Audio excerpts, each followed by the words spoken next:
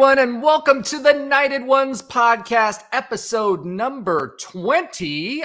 We are the only podcast that features a former national champion, a former radio host, and several podcasters shooting the breeze talking UCF sports. And as you can see, I'm wearing my national champions polo, right? And I'm popping my collar because the playoff is being played, the championship game, that is, while we're recording this. So we may know, you may get our reactions as to who's winning towards the end or who won. But right now, Washington isn't doing so hot. That is a lot of football, but we're talking basketball. This week, we'll be previewing the Big 12 conference with our very own Ben Stout. Chance McSpadden was supposed to be on the show this week. Unfortunately, something came up where he couldn't record with us, but we'll have him back on, for a later episode. Big 12 basketball kicked off with a dud. It was not fun to watch. I mean, it was great. I'm excited that we're in the Big 12, but it was not a fun game to watch. So we'll talk a little bit about that. And we're going to be talking about going back to football. We'll be talking about the portal. UCF has been really, really active this week and upgraded our roster. So excited about that. And lastly, we're going to be talking a little bit about the future of the playoffs, since this is kind of a playoff themed episode, and what it means for UCF. So excited about that.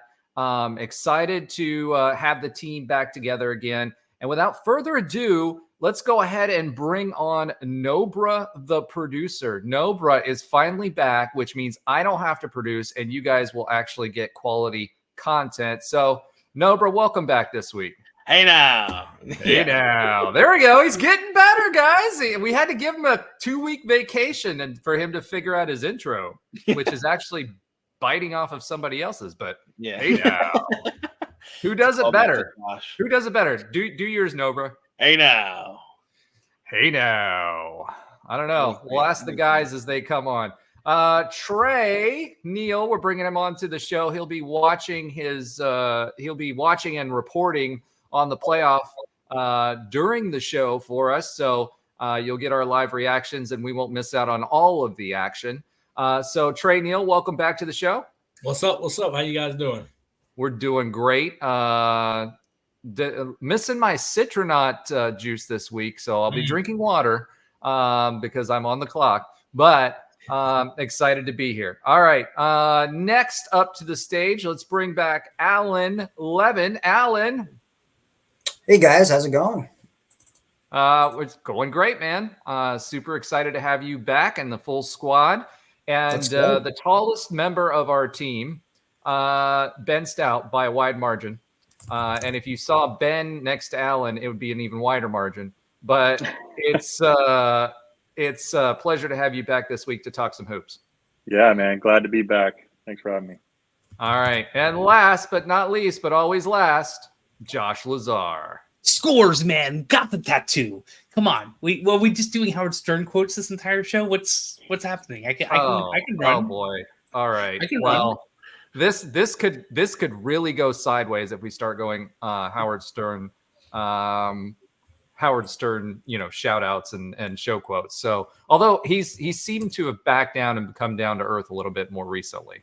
All right. Yeah, so all of that said, I'm glad to have the full crew back and we're excited to have you. Let's get into some text talks. I guess, I don't know. Do we want to talk about the game first, or do we want to wait on the text talk and do the game later and do the Big 12 conference preview first? What do you guys think? I mean, the text talks, mine are all about the basketball game. So, yeah, may as well jump into it, but I'm fine with whatever order you guys like. All right, let's actually do the conference preview. Obviously, we won't be previewing the Kansas State game, but we already saw that sad drama unfold. But Ben Stout, why don't you take us through a spin of the Big 12 conference? And as you can see, Chance was supposed to be on, but Nobra missed that completely. If you could take us a spin through the Big 12 conference, what you're excited about, being a former player, What games are you excited about? How does UCF stack up? Just preview the conference for us, and we'll jump in as well. Yeah, I mean, we've been saying it, leading up to this past Saturday night's game, but just certainly going into our first home game in the Big 12. But it's the best conference in basketball, or it's by a wide margin. It's been rated the highest, highest ranked or highest rated conference. I think it's something like, for the last 5 years, it's been the best conference in college basketball. I mean, Roger and others, you guys have called it the SEC of college basketball. While the SEC is actually, unfortunately for a lot of us, they're pretty good at basketball as well. But by the same token, just top to bottom, it's a gauntlet that UCF has never seen before. I mean, which at kind of positively and negatively. I guess you could look at it either way. Glass half full, glass half empty. I mean, the glass half full approach is that we have an opportunity to beat a quad 1, quad 2 team almost every night in the conference, and so that's something that's the type of basketball that we've never played consistently, night in and night out in our conference, or really in any basketball season for that matter. And it's something that is the difference between these higher level conferences and even a conference like the American, which had 2-3 top teams every year. Obviously, Houston being kind of the flagship basketball program, or the one that we're always kind of judging ourselves against when we were in the American. And that actually hasn't changed much. And now that we're in the Big 12, but then you add, where we just came from a conference in the American where you can get, you were hoping to maybe get 3 teams that were NCAA tournament teams.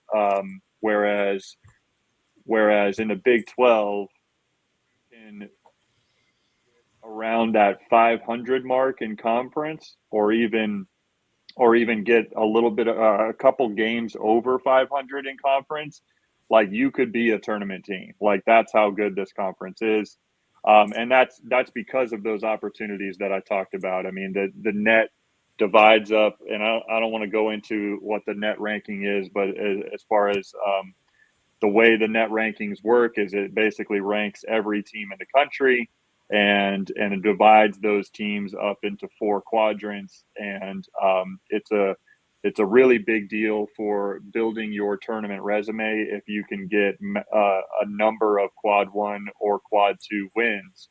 And outside of like West Virginia and right now maybe Oklahoma State, almost every conference team that we're going to play is going to be in those top 2 quadrants, which is just a huge opportunity for us. It's really difficult. It shows how difficult this conference is. And so, but also I would hope that the team, and in particular the coaching staff, is really preaching to the players that the opportunity is in front of you every night to build your resume towards March, and you just never know what's going to happen, and you can't lay down and just accept that you were chosen by people outside of the building to finish last in conference. You got to go out there and try to take it. And just to provide further context to that, as far as the net rankings go, there is, I think I counted it as 2, 4, 6, 7 teams in the top 25 in the net rankings in our conference, including number 1 and number 4 in Houston and BYU respectively. And as far as the top 40 teams in the net, which is, again, we're even top 60 teams, you're still approaching like tournament worthy teams as far as those rankings go. We've got 10 teams in the top 60. So it's just a gauntlet when it comes to this conference.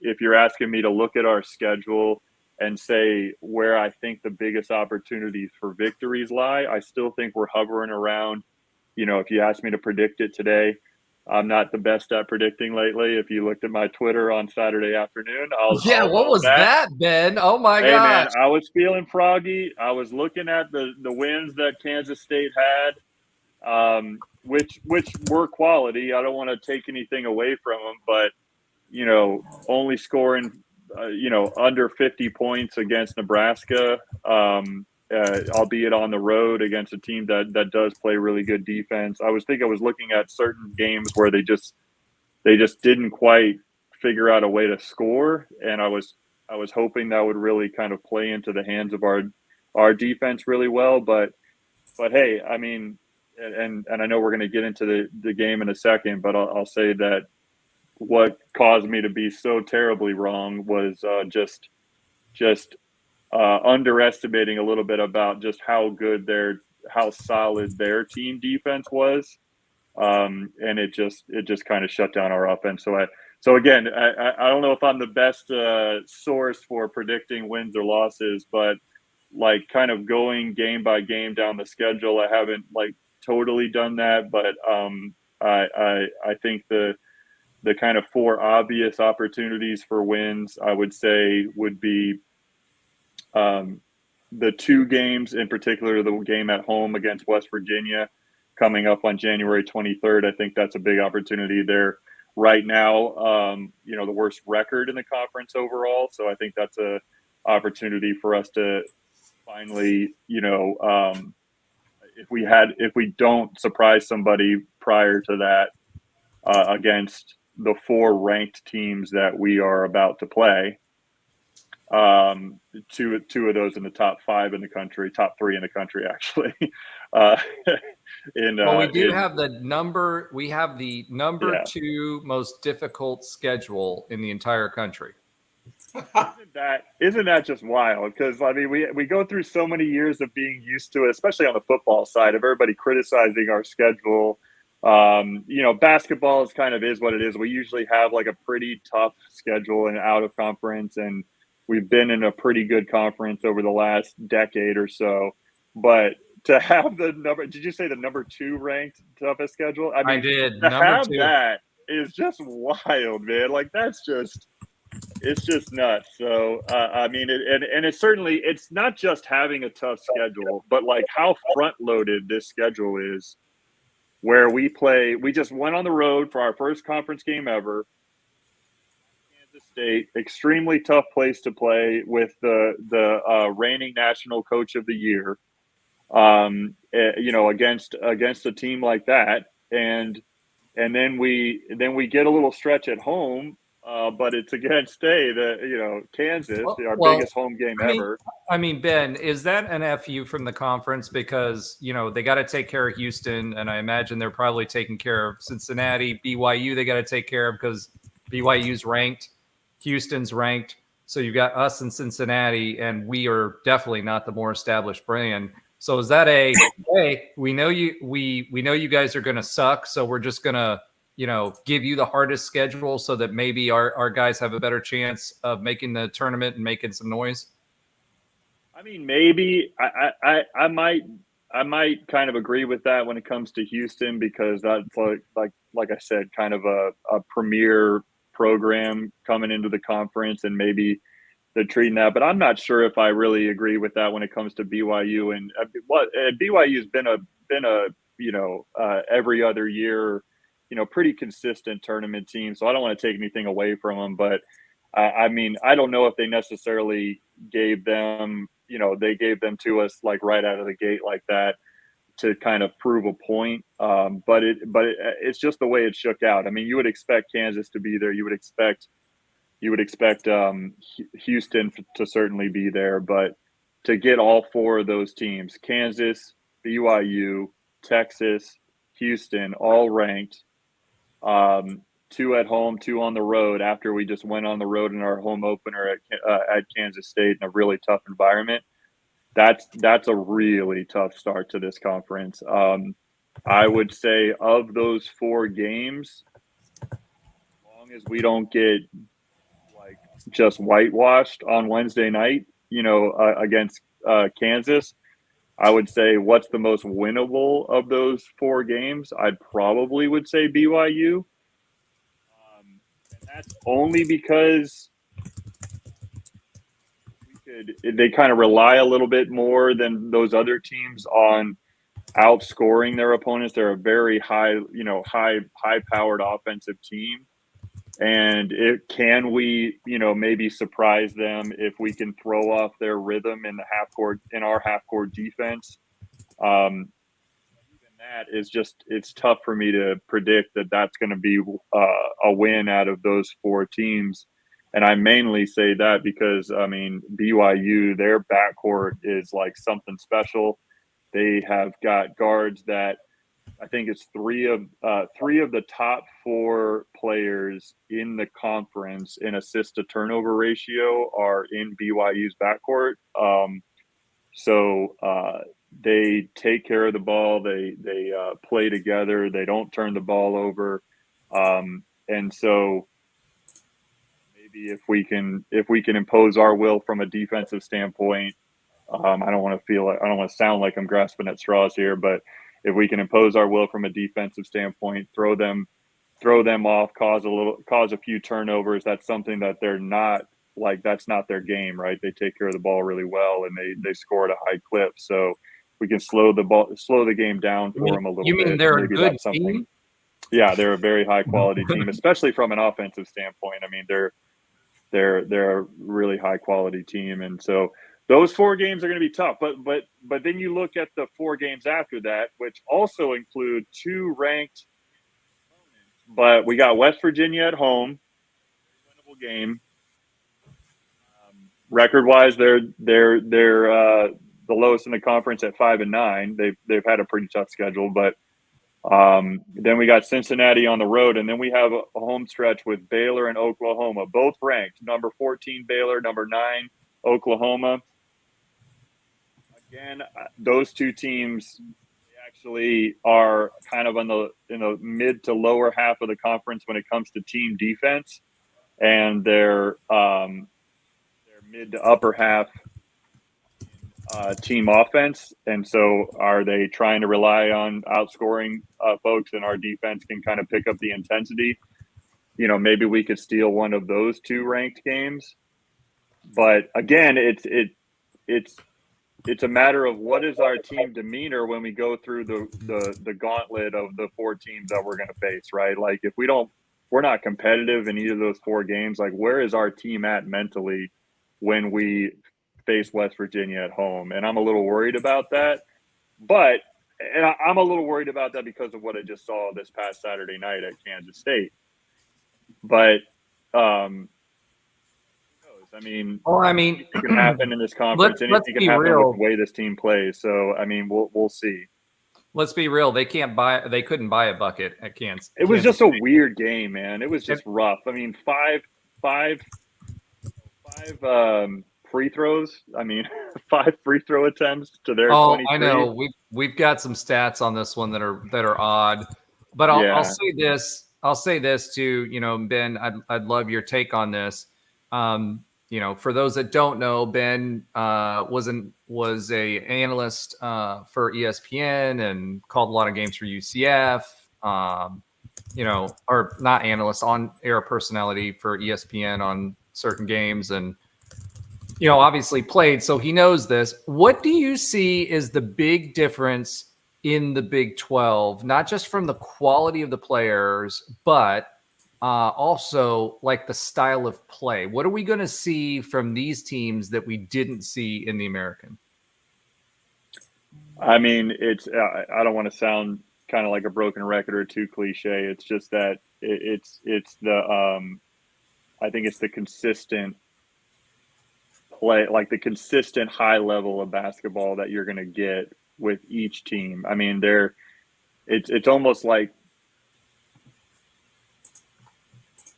you can't rely on like catching them on an off night. Basically, you have to really go out there and slug it out with these teams. You think you can be like more physical with some of the big men that we have, and then you're playing a team like Kansas that has Hunter Dickinson in the middle, right? Like it's just it's teams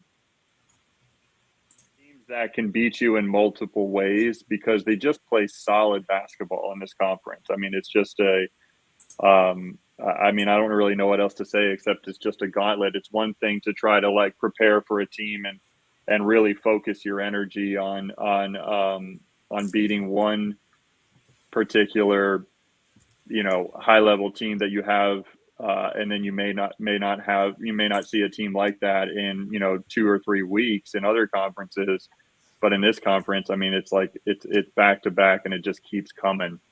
So as far as style of play goes, I mean, it's not necessarily, as far as I know, or as far as what I've seen, it's not necessarily like a football analogy that you can make, like, hey, the Big 12 is a big high scoring offense type conference. I mean, it's just, I don't know what else to say, but it's just, to these teams that have played the game, they all have their little signature on it. We know what to expect from Houston, right? Like, their offensive rebounding is just going to be off the charts. They're going to be tenacious. They're going to out athlete you because they're going to play harder than you do for 40 minutes and 40 minutes plus if you need that. And they're fine with playing you in the parking lot after the game if you need to. I mean, they're just a relentless style of basketball, and it's the reason why that they're ranked so high over the past decade. But so we know what we're going to get with a team like Houston, but I mean, you just get really solid athletes around the board when you play a team like Baylor that has a few guys that can just jump out of the gym, has high level guards. It's just a gauntlet, and I hate to kind of overuse some of these words, but it's just night in and night out. Stop giving us your coach speak. Come on. So just got to go 1-0 every game. Yeah, exactly. 1-0, right? Yeah, or 0-1. But like reality, is reality is that we knew what we were getting ourselves into in the conference, right? Especially for this year. Although next year it could be argued that it'll be even more difficult with Texas and Oklahoma leaving. Oklahoma had a fairly good program, but was never like, consistent tournament team type, Sweet 16 type teams. However, next year we bring in teams like Arizona and Arizona State. Colorado, not really known for basketball, but Utah's had pretty good teams lately too. So, it's not getting any easier. And they are also looking at bringing in, we're still flirting with Villanova and some of these other teams. As I think Brett Yormark's strategy is, hey, we can monetize basketball too, and this is a way we can differentiate ourselves and be a reason, because it's such a big driver of revenue for the NCAA. This is a strength that we can lean on to make sure that we stay somewhat competitive and above the ACC and the Pac, non-existent Pac-12, Pac-2 now, Tupac. Right. The Tupac conference. It's not going to get easier. So, for this season, what can UCF do? And better question, what should be considered a win by UCF fans from a record perspective? Yeah, so I don't think that I've seen anything about this team that really wants or really makes me kind of get off this over-under that we've been talking about all season of 4 wins in the conference. I think there's some gettable games from teams that, from a on-paper standpoint, we actually match up pretty well with. And then you got to try to surprise a Baylor or an Oklahoma or maybe even a BYU. Like, you got to try to surprise a few to get beyond that. But I think when you're looking at teams like West Virginia, maybe Oklahoma State, Texas Tech, Cincinnati, I mean, these are the teams that I think that we measure up with. While, I mean, teams like Texas Tech certainly has high level pedigree, and I mean, they were Did they win the national championship? No, they didn't win it, but they were in the national championship game, I think, about 5 years ago, 6 years ago. I mean, even these teams that you don't really think about too much if you're concentrating on, a different sport, you're like, wow. I mean, even that team, was in the Final Four recently. Well, I mean, K-State was an Elite Eight team last year. Nobody expected it, but they Yeah. were an Elite Eight team last year. Exactly, and and they were a shot away from being a Final Four team. I mean, that FAU team had just like that magical run, and I mean, they were right there. So yeah, I mean, there's teams that I think we measure up with in that, you could circle on the schedule as being, a higher probability of a win versus some others. But I think of those ranked teams in our conference, of which there are many, looking at Oklahoma, BYU, and Baylor, I'd say those are the three teams that I think of the ranked teams in our conference. We probably could surprise one of them, but again, I don't see anything looking at the schedule that kind of knocks me off that kind of over under of 4 wins. I think if we only get 1 win in the conference, or God forbid worse than that, I think it's a disaster of a season, and it's one that I don't think Dawkins survives. But if we can get around that 4-win mark, be competitive in others, maybe not get the win. I don't want to talk about moral victories, but still show some competitiveness. I think 4 wins the mark, and anything above that, I think we should be happy with this first season in the toughest conference in college basketball. So I wanted to go back to something that Roger was talking about earlier, and maybe with your experience, you can maybe judge this. So, of course, we have 4 new teams in the conference, and we talked about our schedule, which was away at Kansas State and this gauntlet, using the word the 50th time. This is Houston's, and we all know Houston is a very, very, very good basketball program, if not the top. Well, I think they're ranked like 3 right now. This is what the conference gave Houston as their first 5 games in this conference. West Virginia, and I don't know if they knew Huggins was there or not, but West Virginia, Iowa State, good, very solid basketball team, TCU, Texas Tech, and us. Do you really think that there's any – there had to be some kind of forethought to say, maybe we'll let Houston ease their way in? Versus like even giving us Oklahoma State at the beginning of the season, which we did beat last year. All we get them is away right now. So do you actually think there's any thought, like do these conferences actually think about these things to that level, or are we just fans? I mean, imagine they do. I mean, it's a business, right? I mean, I imagine they do think about that at a certain level. I don't know how algorithmic our schedule making is. I mean, it has to be kind of it probably starts with some sort of computer algorithm that's kind of spits it out. I know that I mean, it's a totally different situation, but I know that when I worked for the Magic, I know the NBA schedule was made that way, at least back then. They essentially have a computer system that spits out the schedule, and then they go to each of the venues and make sure that they don't have certain things at those dates and blah blah blah. But it's totally different in this situation. I would imagine they may start with some sort of baseline, and who knows. I mean, what you just mentioned there, the West Virginia, Iowa State, TCU, Texas Tech, and then us. I mean, 3 of those 5 games are at home too, and it's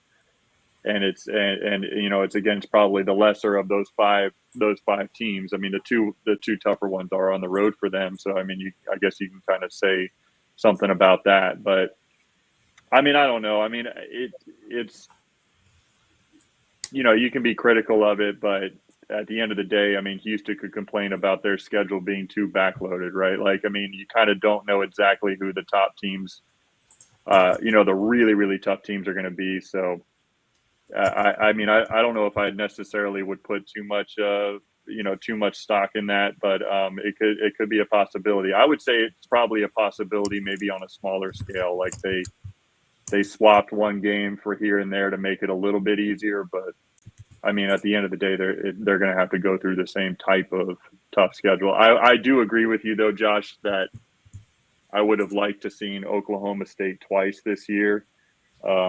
That's one of those teams that certainly I would have loved to play twice in this conference in that schedule.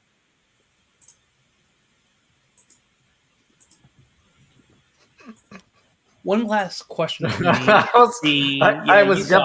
couldn't tell if I was muted or not. And you're just going to town. For those of you, a YouTube exclusive we're of me talking when I'm muted. So just so you know, when we're recording the software, you get a nice little thing right at the top that says Mike is muted, and I'm like, oh, there you go. So one quick.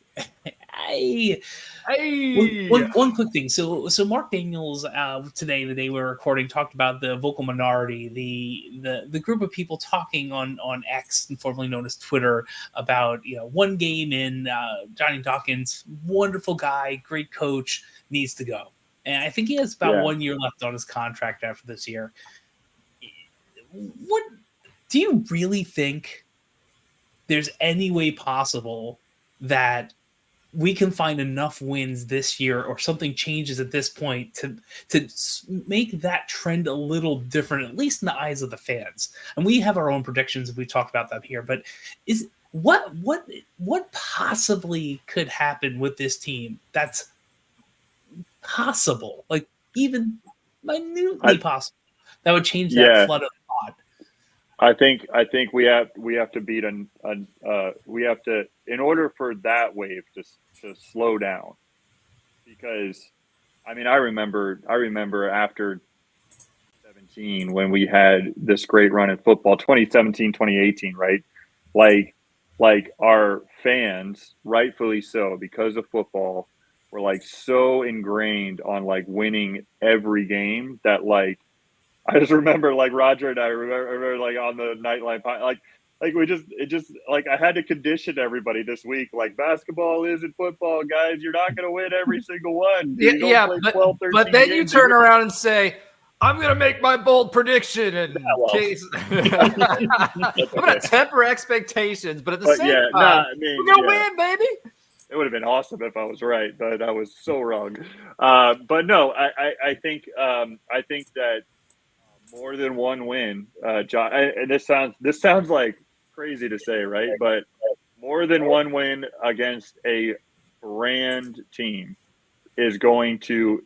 That's what it's going to take to even slow down that, if you want to call them a minority or not, but those vocal fans on X and all throughout social media, but certainly on X. Like, if you want to slow down that wave, then you're going to have to beat a Kansas. You're going to have to beat a Texas.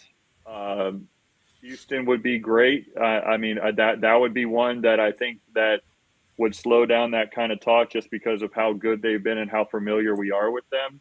But you're going to have to beat a name brand. And I say a name brand because if that portion of the fan base very vocal, like, I don't know if that talk slows down if we beat BYU. They might be a top 15 team in the country or whatever they are right now. I think they're ranked 18th. Yeah. They're a top 20 team, right? Like, if we beat them, that's a big deal. It should be a big deal, but it's not going to slow down that portion of the fan base if the other losses happen, right? Like, because even if we're competitive and we lose a lot of different games, like, it's just going to be like, Dawkins isn't the one to bring us over the edge, which, might be rightfully so if we lose all of those games. I think it's got to be multiple wins against name brands. Let me temper that a little bit. A couple things. One, the vast majority of our conference games are quad one games. We may have had in the AAC. How awesome is that? Oh, I know.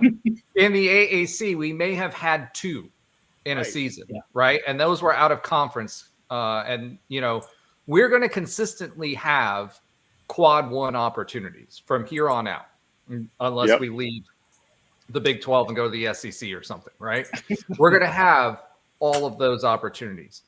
I feel like the fan base has been conditioned that we're going to lose a lot this season. What they have not been conditioned to is teams that we should be competitive with, whether it be Vegas, whether it be ESPN, whether it be us, whether it be, any other people that are talking about this game, that we just fall flat on our face. And I feel like, it's the idea of mediocrity. I mean, and it's not just this season. I mean, there was previous seasons, 5 straight losses, 5-game losing streak, all of these other things that were going on that, we've got this roller coaster always where it's like, all right, we're going up the hill, we're going up the hill, we're going up the hill. And instead of continuing to go up the hill, we go backwards. Right. And I think that constant push-pull is kind of made the fan base feel that way. And then when you look at it from a program perspective, if we're going to be, and we all know that basketball is not the focus of the athletics program right now, if we're going to be competitive in basketball and for people to show up consistently, right? This is not Kansas that's been doing this for 50 years and they're going to show up, or Nebraska that's, sold out their stadium, their football stadium, come heck or high water. This is UCF. He is going to have to consider what the fans are going to say about this program. He's just going to have to. As the AD, you can't completely ignore that. And I'll say this. No, you can't. It's happened for a period of time. What UCF fans, and I don't know if I'm speaking for the vast majority of you, but I'm going to go out on a limb and say UCF fans are tired of being mediocre, and UCF fans will not accept being slaughtered. Beaten, yes. 100%. Competitive, yes. Slaughtered this season, no. So if Johnny Dawkins, consistently, and we talked about that in our text talk, if this is the consistent experience that the fans will get, UCF fans will not accept it. You can say that's right or wrong, but it'll be a fever pitch. At that point, you're right. There's 2 ways at high level coaching in any sport, but especially basketball. There's 2 ways to get fired as a high level coach. One is you get worked every night, just like we did at Kansas State, and the fan base, and more importantly, the people who make those decisions just don't see that changing without this coaching staff. The second way to get fired as a high-level coach, especially a high-level basketball coach, is that you have multiple seasons where you're right on the cusp of being good, and you don't quite get over that hump. That's why Johnny Dawkins got essentially let go at Stanford, because he had 3 straight NIT appearances. He won, I think, all of those, or won a couple of them, but he had 3 straight NIT appearances, and they felt like they needed something better than that, and that led to him being let go. And I'm appreciative of his time here, and we've talked about Johnny Dawkins at length. But if we see, but yeah, those 2 things, right? And both of those things kind of boil down to the same future, right? They see like a lower ceiling than possibly we could be with somebody else. And he's been here 8 years, and I'm not willing to say that before I'm not willing to say it after like one horrible game at Kansas State, like that this is going to be the norm. But if this is the norm, then nobody survives that. I don't care who you are. I don't care what type of attention you pay to a certain program, or how nice of a guy you are, or whatever. They're going to find somebody else to lead this program, because that's not acceptable. I think there's 2 key points you made there. 1, 8 years to right the ship. And number 2, when we did win, it wasn't with Johnny's air quotes. I hate that though. That's a bunch of BS because it's not true. It's not true. He had Taco and BJ, yes, but the 3 of the 5 starters were his guys. Or I don't want to hear that. Terrell Allen, Colin Smith, and who am I missing? Aubrey Dawkins. Like 3 of the 5 starters. So 3 of the other guys were Donnie Jones guys, but what did they do under Donnie Jones? Yeah. Taco and Chad Brown were the 3 major Donnie Jones guys on that team. But what did they do for Donnie Jones? What did Matt Williams do for Donnie Jones when he exploded under Johnny Dawkins? Like that whole thing about saying that they're somebody else's guys is a bunch of garbage. I'm sorry. Because I mean what are we supposed to say? Scott Frost didn't earn the national championship because the leader on that, one of the leaders on defense wasn't recruited by him. Come on now. Like, I mean, or not one of the leaders on defense, like a lot of the leaders on defense, including some players on offense that were huge contributors, were George O'Leary guys. And so like, I just think it's that's such a convenient. You mean like Trey Neal? Well, yeah, Trey's one of them for sure. Trey and multiple others. Like I'm just saying, it's like we give coaches credit so much when we want to, and then when things go wrong, well, he did it with somebody else's guys. Well, no, we give them credit. We give them credit when they win. When they lose, they don't get the credit. Now, the other part about it is, and I'll say this about that too, you mentioned Frost in football. Frost also recruited a lot of his own guys on the offensive side of the ball. Now, I'll say that George O'Leary's defense, a large portion of that was there, but even there, we had some defensive players that came on. I mean, you think about Shaquille, you think about. Well, my point about the 3 of the 5 starters still stands on the team that won its first NCAA tournament game in UCF's history. We had 3 main guys in our rotation that were Donnie Jones guys, and 3 main guys that were Johnny Dawkins guys. So, like, who's the better? I think it's just a tired argument, and we'll agree to disagree on that because I just don't. I'm playing devil's advocate right now and stirring the pot because you are like hot. If you guys are watching this on YouTube, and this is another reason to watch it on YouTube. Ben's cheeks are bright red right now. I'm loving. My room because I'm getting warm. I'm just pot stirring and watching him work. Let's take it all the way back to this year. We kind of talked about this lightly. The Stetson game was a problem. I was there. That was a problem. That should have never happened. A. B. After that, we're like, let's right. And that does happen. But it probably shouldn't happen when you beat someone last like 19 or 20 times. We talked about Ole Miss and that being a litmus test of how this season might go. And that was a pretty tight game was there too. That was pretty good. And they've literally lost 1 game all year, and that's to number 5 Tennessee.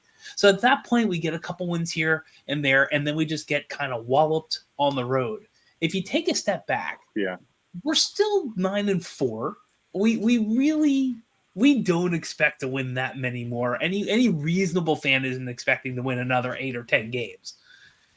But it's not so horrible. I think it's because of how we lost. We didn't lose like that to Ole Miss. We didn't lose like that to Stetson. 100%.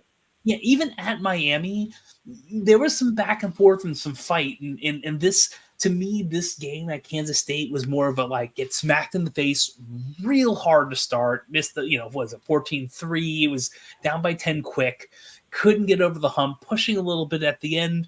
We'll bring it back to the text talk. We were talking about it, need to cut it down to 8 or something, and just kind of ballooned up and then ballooned again. So I don't think we have this conversation. Even if we lose by 17, but we saw maybe something different. So that's why I definitely agree with Ben's let's see what we get in the next 3 or 4 games. If we're being beat by 30 or 40 every night, I don't care if it's top 25 teams. It's going to be a problem. I'm not gonna ever be the guy that roots for a coach to be fired. But if we get whitewashed in these next 5-6 games and we're 0-6 and we just don't look good every night, I'm gonna stand in front of the bus that's about to roll over our coaching staff. I don't think so. That being said, I haven't seen outside of Saturday, which is rough. But statistically, we had a lot of weird things happen in that game. We keep going back to the game, but I want to make sure that we're looking at it overall, right? Because the other thing is, and let's, as much as you hear people clamor, right, and myself included, I've said all along I didn't think Johnny Dawkins was going to be successful in the Big 12, and I still don't think that. He's not the guy to elevate us to that next level consistently. Yeah. It's just not going to happen, I don't think. Now, we've got a 5-star waiting in the wings that he's bringing in for next year, but again, I don't see that consistency in that being the guy. Question is, if it does turn out that we're getting shellacked game in and game out, does our AD A have the stones and B have the money to fire him? Now, I don't know much about the money side, but he definitely has the stones to fire. I think that if what makes you say that? That he would have the courage to fire him? Correct. Yeah, I mean, what makes me say that is for the same reasons that we've been talking about, in the sense that if we win one game in this conference, the future that he agreed, basically if Timo agrees with you, Roger, in the sense that if Timo looks at the course of this season as a whole at the end of it, and he says the money's going to start to kick in, with the Big 12 contracts and things like that, we're going to be able to, go get somebody. But most importantly, I don't feel like this is a coaching staff that can get us to a mid to upper level Big 12 team in the next 3 years. We're going to still be in the same spot 3 years from now. I just don't see how Terry Mahajer doesn't pull the trigger now. And so I think he definitely has the courage to do that. If this season goes the way that we think it's going to go, or the way that it could go, I should say. If it's a disaster of a season, 1 win, God forbid 0 wins, we're talking that then we're going that direction without even thought of it. I think what's going to be interesting, though, and I think that's what you're kind of getting to a little bit, which makes the conversation more interesting, is if we get 4 wins, but the outside of that, we don't look like that we're competitive, we just happen to get 4 wins. It'd be interesting to see if he decides to go ahead and pull the trigger. I still wouldn't be surprised if that were to happen, if the losses don't look like we could progress to wins next year, right? Or the year after that, or just continual growth. If the growth doesn't seem to be there. And I'll say about guys that he could bring in, he's proven that he can bring in transfers. There's no doubt about that. He's proven that he can bring in high level, high school talent. I mean, we just had a lottery pick that was a one and done, our first one and done ever. But what also happened with Hendricks is, with Taylor Hendricks, is that I said this on previous shows that we've been on together. I didn't really feel like he was consistently used as well as he could, and his talent was showcased enough to help him be a lottery pick, which is fantastic for the program. It's obviously fantastic for him and his family. And it's a great thing to point to for this coaching staff that we had a guy like that on our team. But I think that it also can be, if I'm really trying to be objective and almost hard as I can be on it, I think the fact that we weren't as successful as we possibly could have been with a guy like that on our squad, when in basketball one guy can really make that big of a difference, may also lead to a not as bright future. All right, so let's wrap this up with season predictions. So I'm going to go around the horn here, and everybody give your season predictions. So Ben, since you are center stage, what do you think UCF's record will be, or how many wins will UCF get in conference? In conference, I am going to say that we are going to get 5 wins in conference. Is that enough for an NIT bid? That would put us at what? That would put us at 15. That would put us at 500, wouldn't it? Maybe depending on which wins they are. It probably would be. Let me put it to you. Let me put it to you this as a reminder to everyone. The NIT rules have changed. So it's the top rated team gets an auto bid to the NIT that doesn't make the tournament in the conference. So you actually have 2 shots to do that, right? 2 shots. That was a basketball reference. That was a very, very bad announcement. Hey, listen, I'm entitled to at least one dad joke per episode. I don't want to hear it. So, and I should be 2 because I have 2 kids. But, the rules have changed. So I think with 15 wins, considering how many ranked teams and how many tournament teams we're expecting to have, we may just stumble our way with 5 wins into an NIT bid. I'm being completely serious about that. That's no joke. Yeah. And that would be, 4 or 5 wins, it makes the conversation about the coaching staff that much more interesting, depending on where those wins come from. But I'm going to say 5. I'm going to be optimistic. All right. Another hot take from Ben, who's hot this evening. So, Trey you got me Neal, fired up with that one. We know you're a huge basketball fan, and you follow everything. What are your thoughts on the number of wins in conference for UCF? And you can't take Ben's 5. Yeah, so I just looked at the schedule, and man, there's a lot of teams with numbers next to their name. Did he just say a lot of L's? Is that what I just heard? There's a lot of teams that we play with numbers next to their name. So I don't know how good that bodes for us. I'm gonna again. I don't necessarily know the most, but we play what 1, 2, 3, 4, 5, 6, 7, 8 ranked teams, and that's out of what? How many games do they play in conference? 18. How many? We play 18.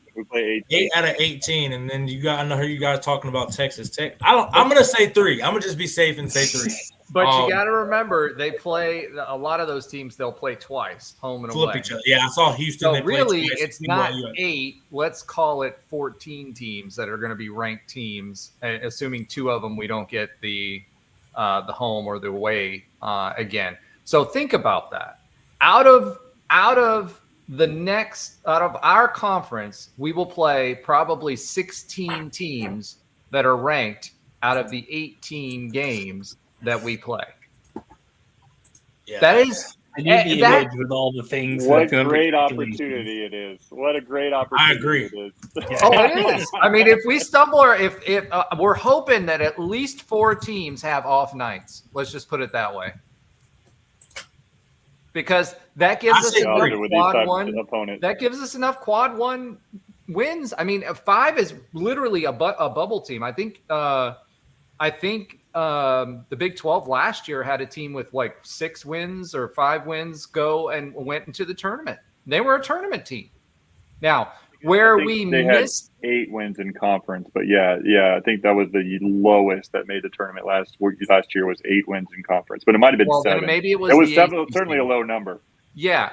And so the other part about it, Trey, and what you're pointing out with all those numbers is they're not high digit numbers, they're low digit numbers. So not only are they ranked, but they're ranked in the top 10 to 15, all of those teams. So, we're not playing borderline teams here. We're playing the top creme de la creme of college basketball every single night, which is great. And I love it. And hopefully, what do they say, that a rising water lifts all boats or something like that, right?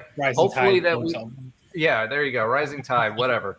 It was too close to roll tide, so I avoid that. But anyway, I got to go to the teeth of the roll tide tomorrow. I got to pass through. I got to be in Auburn, and then I'll pass through Tuscaloosa at some point too. So, sorry. That's all right. Sorry is right. So anyway, no offense to the 7 UCF fans in the state of Alabama. But in no way at any point is this going to be an easy road. It is an opportunity, but we have to take advantage of it. And that means dumping some money into the basketball program and the facilities. And in my opinion, changing head coaches. We've got to build some energy around this program to attract donors. If we keep doing more of the same, nothing will change. Yeah, so, that's the difficulty if we're around, even in the mark that I just mentioned, 5 wins. I think even you're still thinking about it if you're Terry Mohajir, because you're trying to build some buzz around a program that needs funding. I mean, if Dawkins had consistently taken us to the tournament, because remember in the AAC, you pretty much have to win to get to the tournament. It's 1 to 2 bid league, right? And we had Cincinnati that had some good years there, and consistently good years when Cronin was there, and then he left, and oh my gosh, the program fell apart, right? Mm-hmm. Then you had Houston, right? And look what Kelvin Sampson did for Houston, right? Then and Memphis so those are gone 2 up and down. Yeah, but those are 2 examples of how much of a difference a coach can make, right, for those programs. And then, then you think about, oh my gosh, I had a point I was going to make, and that sidebar just completely threw me off. Yeah, I'm running on 3.5 hours of sleep. But at the end of the day, then you have other programs where, like SMU, where their program goes through the roof, and it wasn't necessarily a big name coach. They had a good coach, but it wasn't necessarily a big name coach. It was the amount of money that they put into the players and getting the Jordan brand. So there are multiple paths to get where we need to be. If we stay on the same track, we're never going to get to the station. That's just my opinion on it. And unfortunately, that station is Johnny Dawkins. You're right, and it's unfortunate because I think he's a great person. Like, I've met him multiple times, especially when we're 8 years ago when he was onboarding with the team, and it's not an indictment of the person, but maybe it's actually an indictment of how much funding we're putting into basketball and have over the last 20 years. Like, kind of going back to Ben's time, I don't even think Kirk could have done all of this as well even with the money we have now versus him walking over to Greek Row. In Ben's time, we didn't have any poo. We didn't have any Pooba, whatever his name is, right? We didn't have any poos because Ben's time they were doing their own laundry, so all of them were, we had 2 managers. All right, Jimmy Skiles was one of my managers. Jimmy Skiles, the great Jimmy Skiles. He's awesome. Shout out to Jimmy Skiles. Shout out to Chris Hancock. We had some great managers back in the day that certainly did that stuff for us. But you're right. I mean, I still think about it when I walk into the arena, which I still call the new arena. Is like, this used to be a pond that I would walk around. Dude, I've got pictures going into the Blink 182 concert that was there in '99, where it was still a reflecting pond, and you had the 2 staircases going around. There has to be pictures floating around of us tailgating before the Troy State game at the front of the old stadium, because the Rowdy Knights, and it was raining. The Rowdy Knights had a couple of tents and stuff, and we were tailgating because that was like Troy was like, I don't know if they were top 25, but I think they were like 14-1 or something at the time. And we actually it was the biggest game that season, is that Troy State game. Yeah. All right, so let's Josh, why don't you go ahead and roll into your prediction since you've taken center stage with the why knowledge. I gotta pull time while I can. Look, I want to believe. I just need a little alien head over on me. I want to believe, but I have to see what my eyes have seen, and it's not good. I want to say 4 wins. How about this? I will say 4 wins, and that will cross my fingers. That's about the best you can get from me. I want to believe. And the players are we have good players. We have good there's just some. I would say 4 wins, fingers crossed. And if we put maybe another $4 to $6 million into this program a year between coaching staffs and chartering every single flight and NIL, it would be more than 4. But we just came in. We came into a gauntlet of a conference. That's the facts. And at the end of the day, it's a team that would do really well in the AAC. We're Memphis level now, I think, on a lot of ways. This team is Memphis level, but we're not Kansas level. So, but look, nobody is. There's only about 5 teams that could claim that. Yeah. But they just got beat, didn't they? Well, the expectation. No, did they just get beat? Yeah, I think they got beat by TCU. No, they came back. Tough, but I don't think they beat them. Yeah, they scared the crap out of them. That's for sure. I think. All right, so Josh, what's the number? How many? 4. BYU got 4. Alan, how many? I'm gonna go with 3. 3. Okay. Isn't all right. Sad, I'm gonna go with 4, and I'm gonna go with 4 because. Actually surprised to hear you say that, Roger. Well, I think there are 2 teams. I think there are 2 teams that we should beat, right? And that's West Virginia.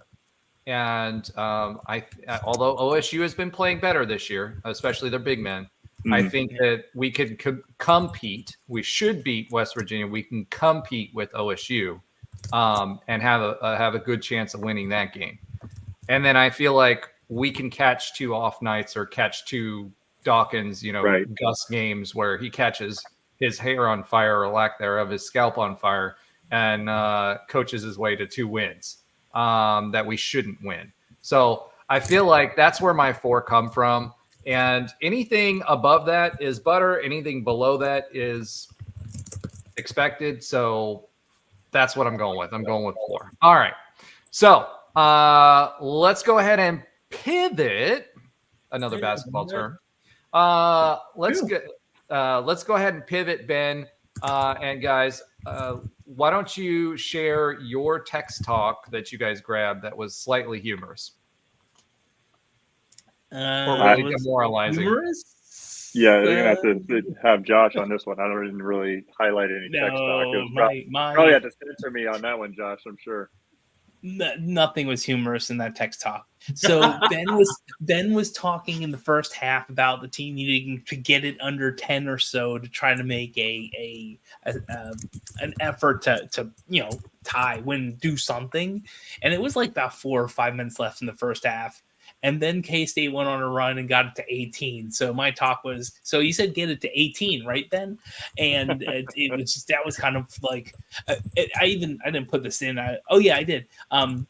So after that, we're like, okay, we'll see what happens. If they, chat was, if they have fight and could bring it down under 10, on the 16 or the 12-minute timeout, great. If not, like 500 dots. And I think they ballooned it to 18 or 20 or 25 at that point. I'm like, we're to the end of the game. I mean, it was probably the end of the game as soon as we started, got smacked in the face and couldn't really fight too much further back from being down 11 or 12. But yeah, it's nothing funny was coming in on that chat. That's like an Oklahoma State game in football chat. That's the funny chats, not this. All right, Alan, did you have a text talk for this week? Yeah, honestly, it didn't have to do with the basketball. I just thought it was funny. That's how bad the basketball was this week, guys. Yeah, I just thought it was funny. Whoever sent this dude's name's screams transfer portal. It's Nico Amaliva. That was me that said it. Yeah, that Somebody was pretty funny. said that to me. I was dying laughing, man. Nico Amaliva. That was really funny. So yeah, That's good. All right, Trey Neal, did you have a text talk for this week? Yeah, I was the only one that I laughed to myself because Rob said I want to see a team run the Loyola Marymount Paul Westhead offense from the 90s again. I was Do you have any idea what that I is? had no idea what No idea what that is. I was like, I don't know what you guys are talking about. So I was just like, yeah, I'm gonna stay out of this one and just keep doing what I'm doing. Right. I did know when he said, because Roger, you were like under Huggins, it was press all game transition offense. I think you're talking about how we could win just going forward. I do remember that. I remember it was press Virginia. That's what that's one of the things I remember hearing just about it. So that's a little bit of basketball knowledge that I know. And again, like Ben, I told Ben, DHO, dribble handoff. Dribble handoff. Listen, the one basketball term he knows. You have to research that and then the Princeton offense. You got to get one of those two. You have to understand what it is. Yeah. That's your homework. And then if you want to go NBA, the triangle offense. I know it's not. See, I know a little bit about NBA. I don't know too much about college. Yeah. All right. He knows what a pick and roll is if he knows NBA. So that's all Pick and roll and ISO. That's it. I was gonna say ISO next. I literally was gonna say ISO next. And no one pops. Everyone rolls. No one pops. All right. Wow. So with that, let's go ahead and transition. I mean, we've been talking a lot about hoops. We're going to get through the K-State basketball game. We've been alluding to it,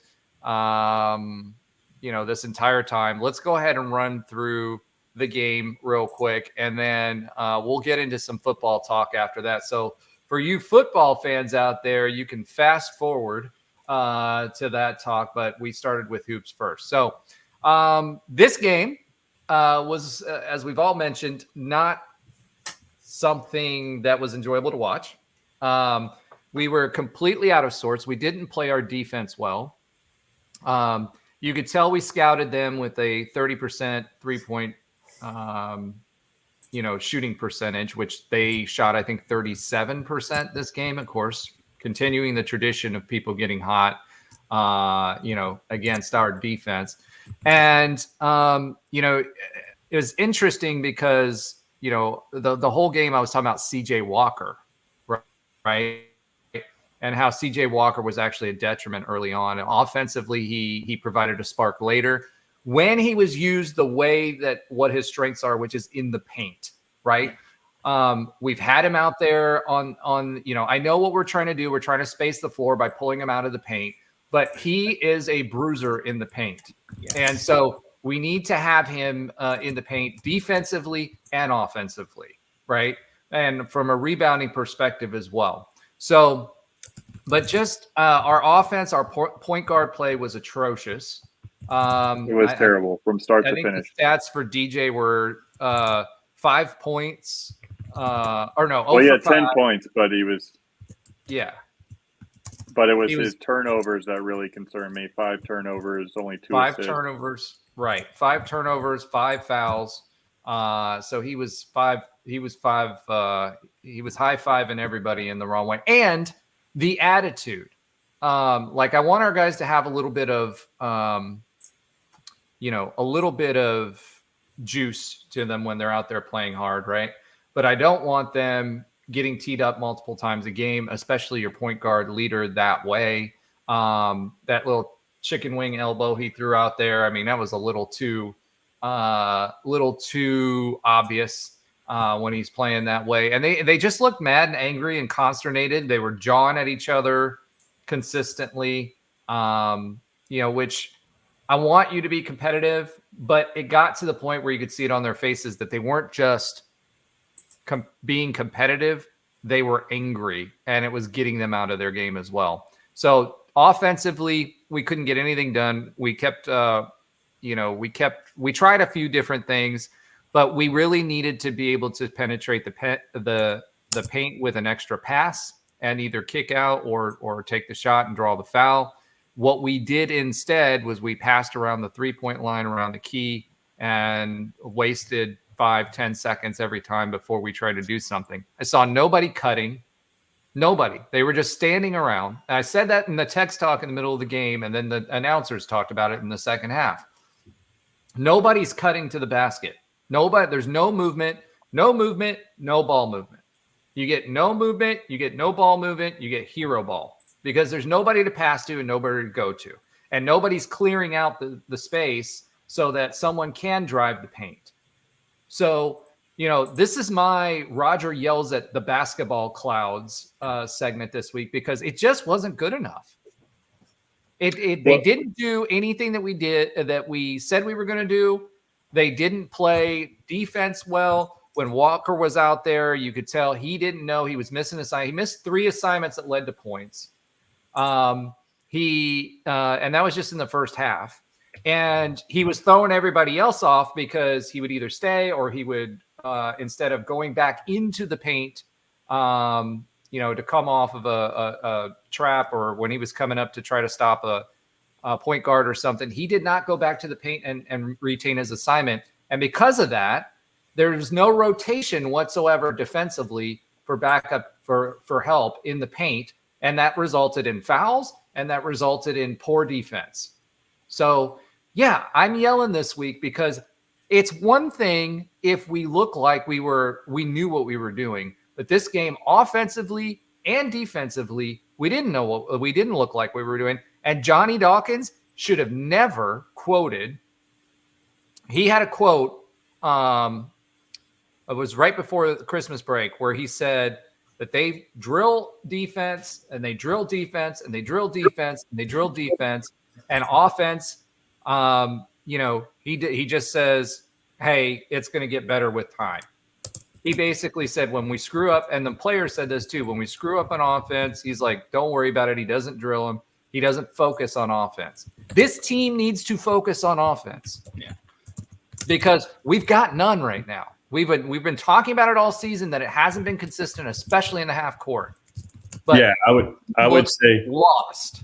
Yeah, I would say, and there's a lot to unpack there. I think the word that you're looking for is frustrated. When they were angry, I mean, it just looked like they were frustrated because they just didn't seem to have an answer for what was going on in the court, and it carried out into some outbursts that we saw from Darius Johnson and the like.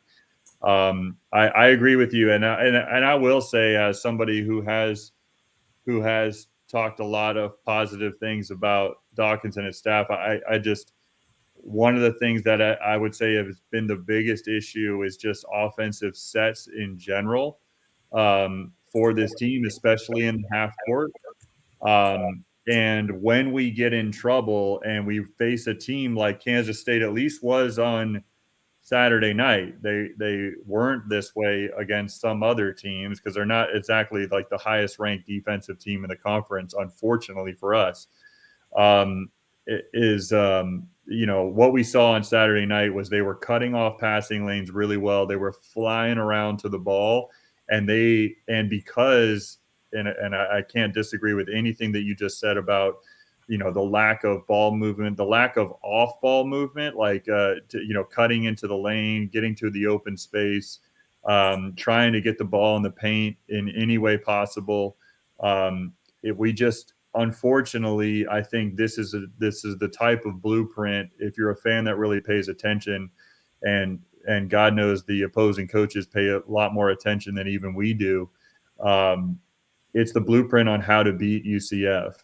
Is you really smother the ball, you get into the passing lanes, and you fly around on defense.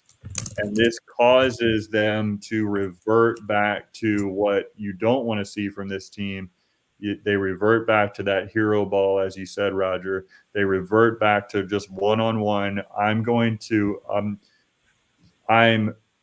I can't quite get the ball to my teammates the way I want. All of a sudden, there's 8 seconds left on the shot clock, and I'm just going to try to break my defender down one-on-one, and I'm eventually going to take, a bad shot, a shot that's contested, a shot that is a lower percentage shot, and one that we don't make on at a high clip, because outside of Jalen Sellers, who has been off this year, outside of him, we don't have like a one-on-one like playmaker. And Jalen Sellers has been off for about 6 games now. So off hit what he's capable of. So it's almost like we don't have anybody.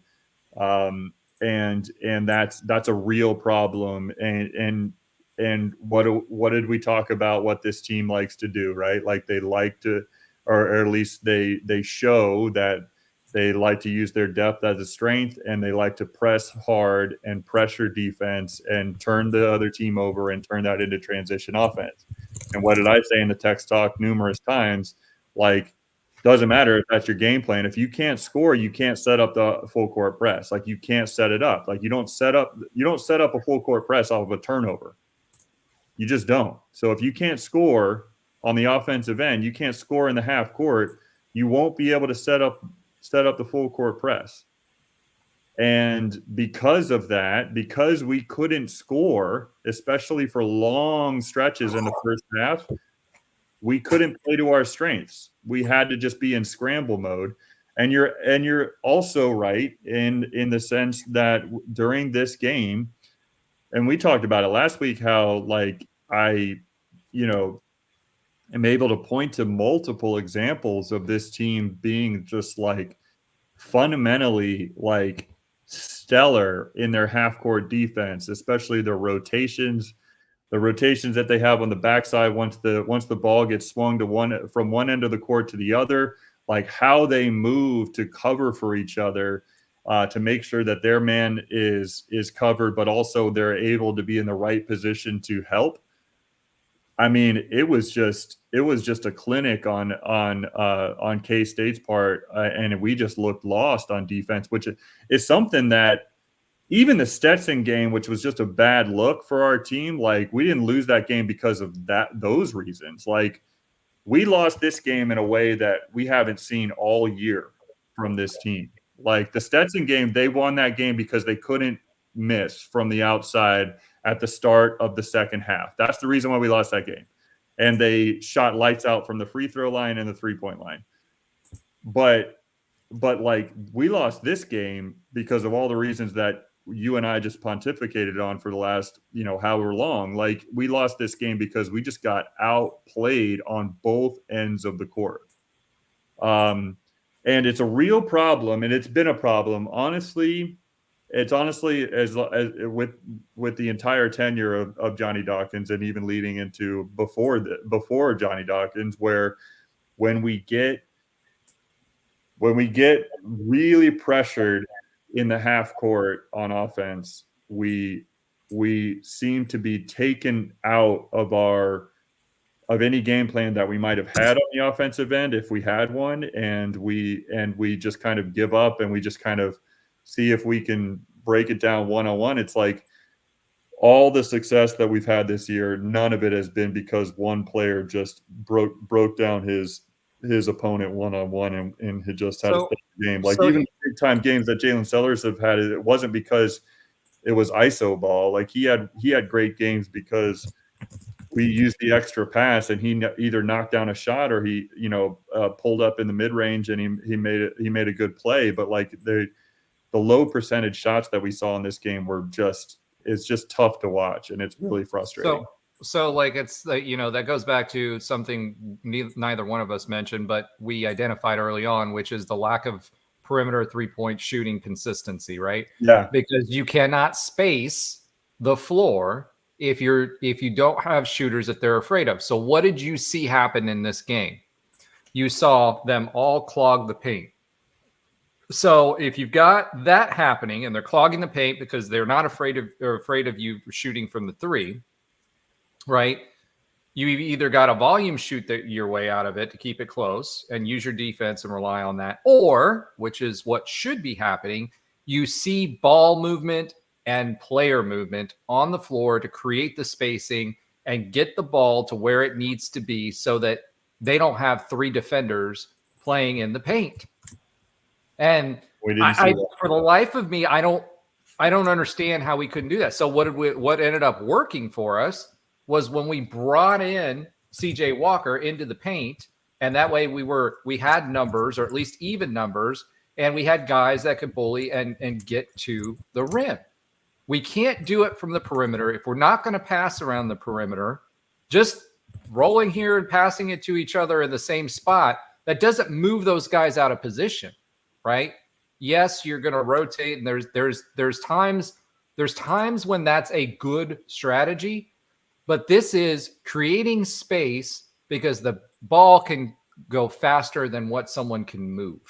And if you can't pass it around the perimeter and stretch it that way through your shooting, then you've got to be able to have quick passes that allows you to find the mismatches that get you points. It's no different than football.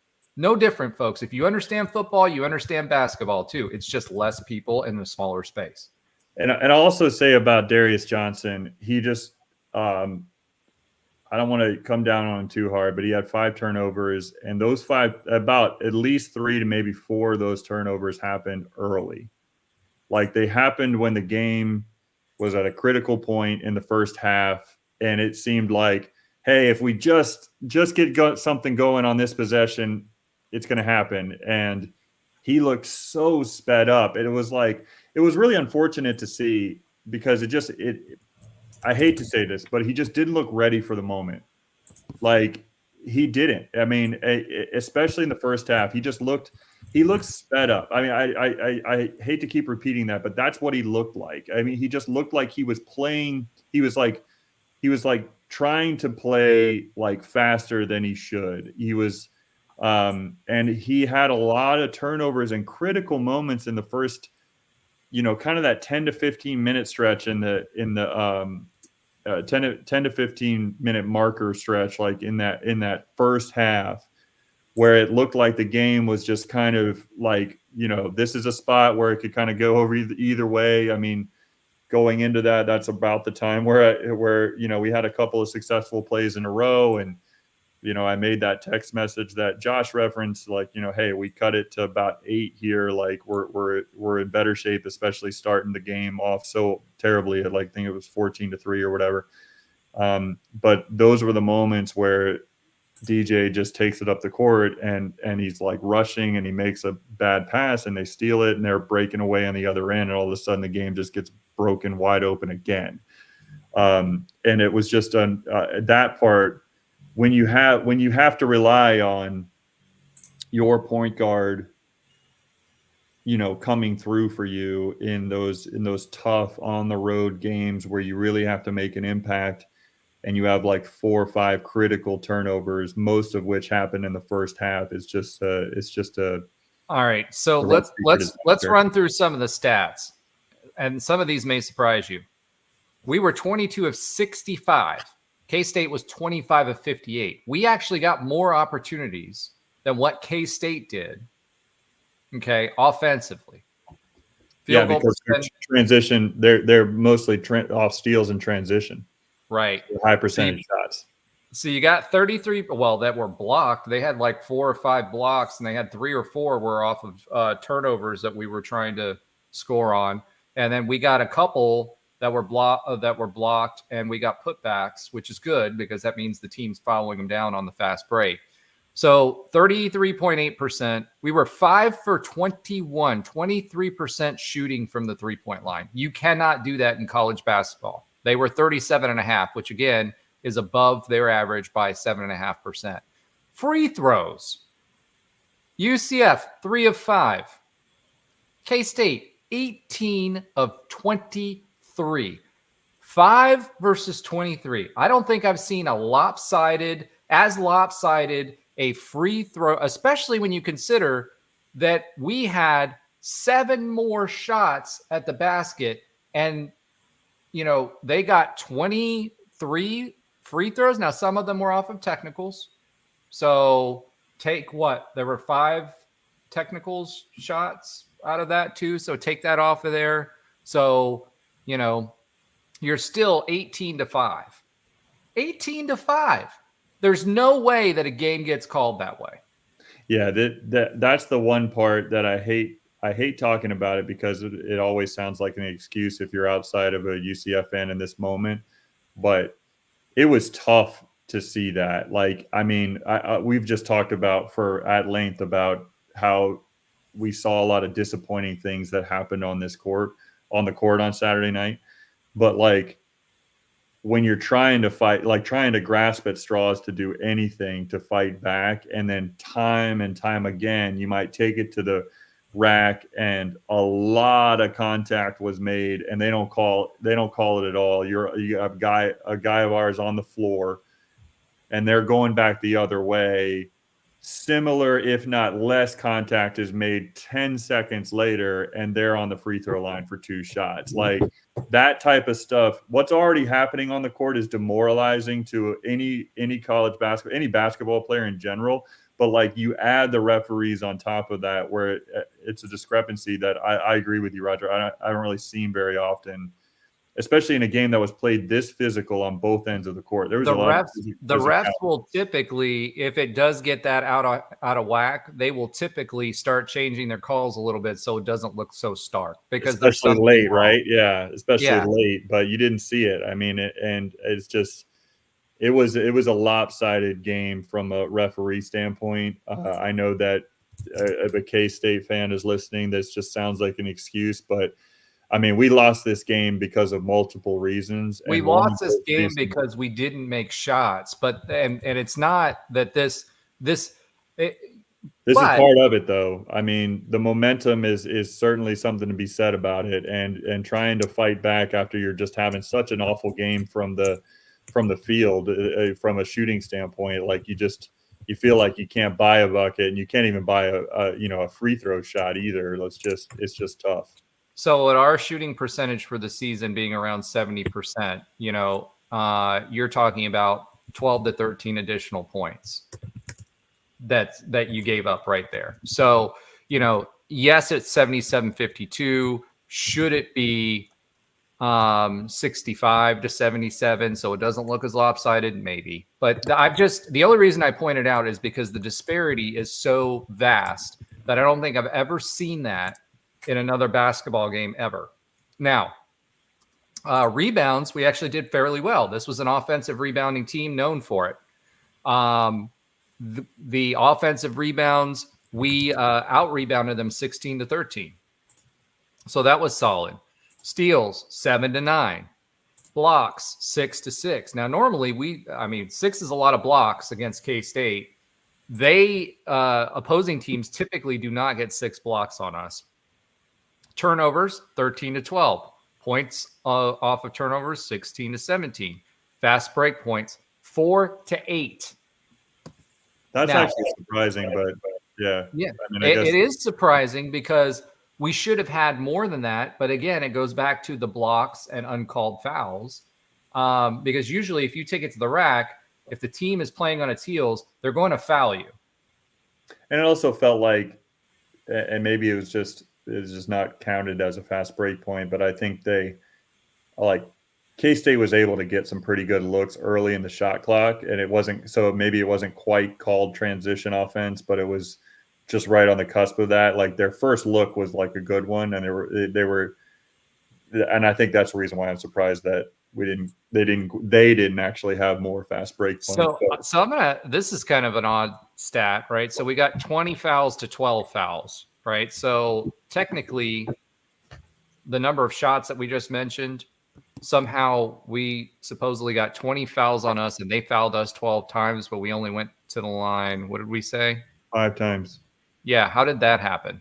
So only 3 of those fouls were shooting fouls. Yeah, that's true. So there you go. Even worse. And then both teams had 2 technical fouls. I didn't even remember us shooting I fouls remember that. for getting teed up. I remembered us getting technical fouls, but I know that they said both on one of them that both players got one. It was the one where DJ was John with Perry, but I didn't see us shoot him. So that's that game. A lot of work to do. And unfortunately for this week, it's time to transition to football, which in spite of us not even playing in any of the games, has more good news than basketball. Yeah, I know we're coming up on an hour and a half. I just want to say one last thing on basketball as far as the overall Big 12 is concerned. Coming up on Wednesday, we have the biggest regular season home game in program history. And that's not exaggeration.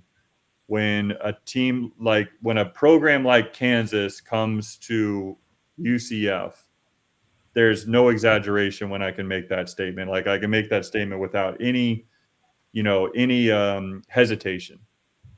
And we're going to have a lot of games that are really, really big in the regular season. And I've heard a lot of fans say, well, half, if not more, are going to be filled up with the other team's fans. And I think what I'll say to that, while that even may be true when we go into Big 12 play, especially at home with some of these big name teams that have large traveling fan bases for basketball. I was at the Michigan game last year, right before they went down to the Orange Bowl. It was right before, New Year's, it was like December 28th or something.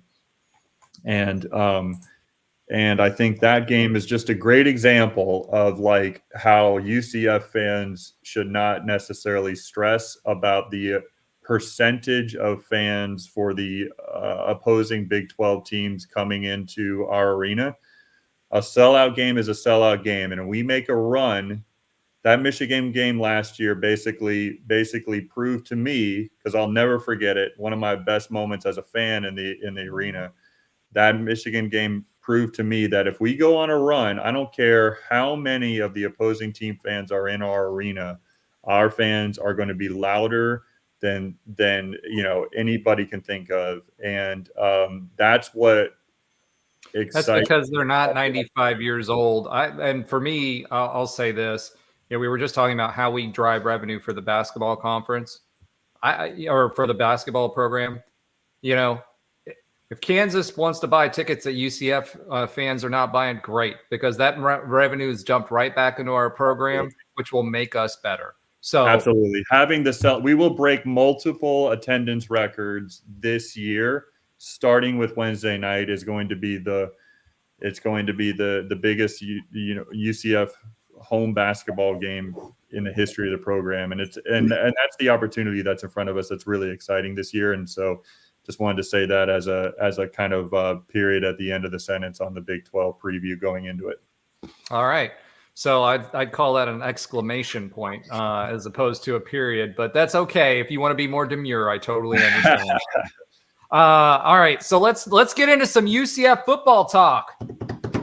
So we've been talking about the recruits. We had a great show with Brandon Helwig last week talking about our recruiting class. We talked about recruiting needs in the transfer portal, and the portal giveth and the portal taketh away for us.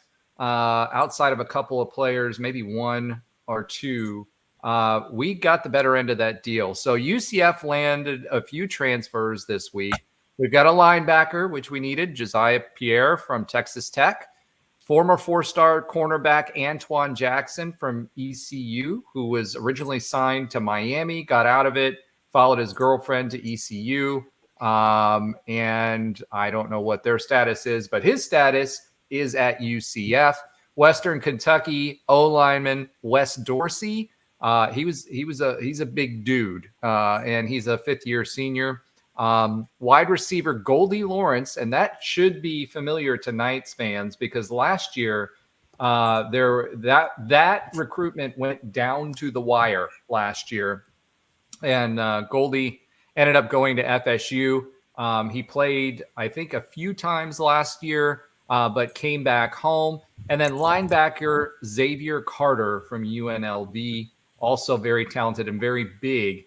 linebacker, and he's more of a defensive end buck type linebacker. So more of like what Tremont Morris Brash was. I think he's like 6'2", 240 or something like that. Be nice to have that. All of our linebackers be 6'2", 240, but I'm just saying.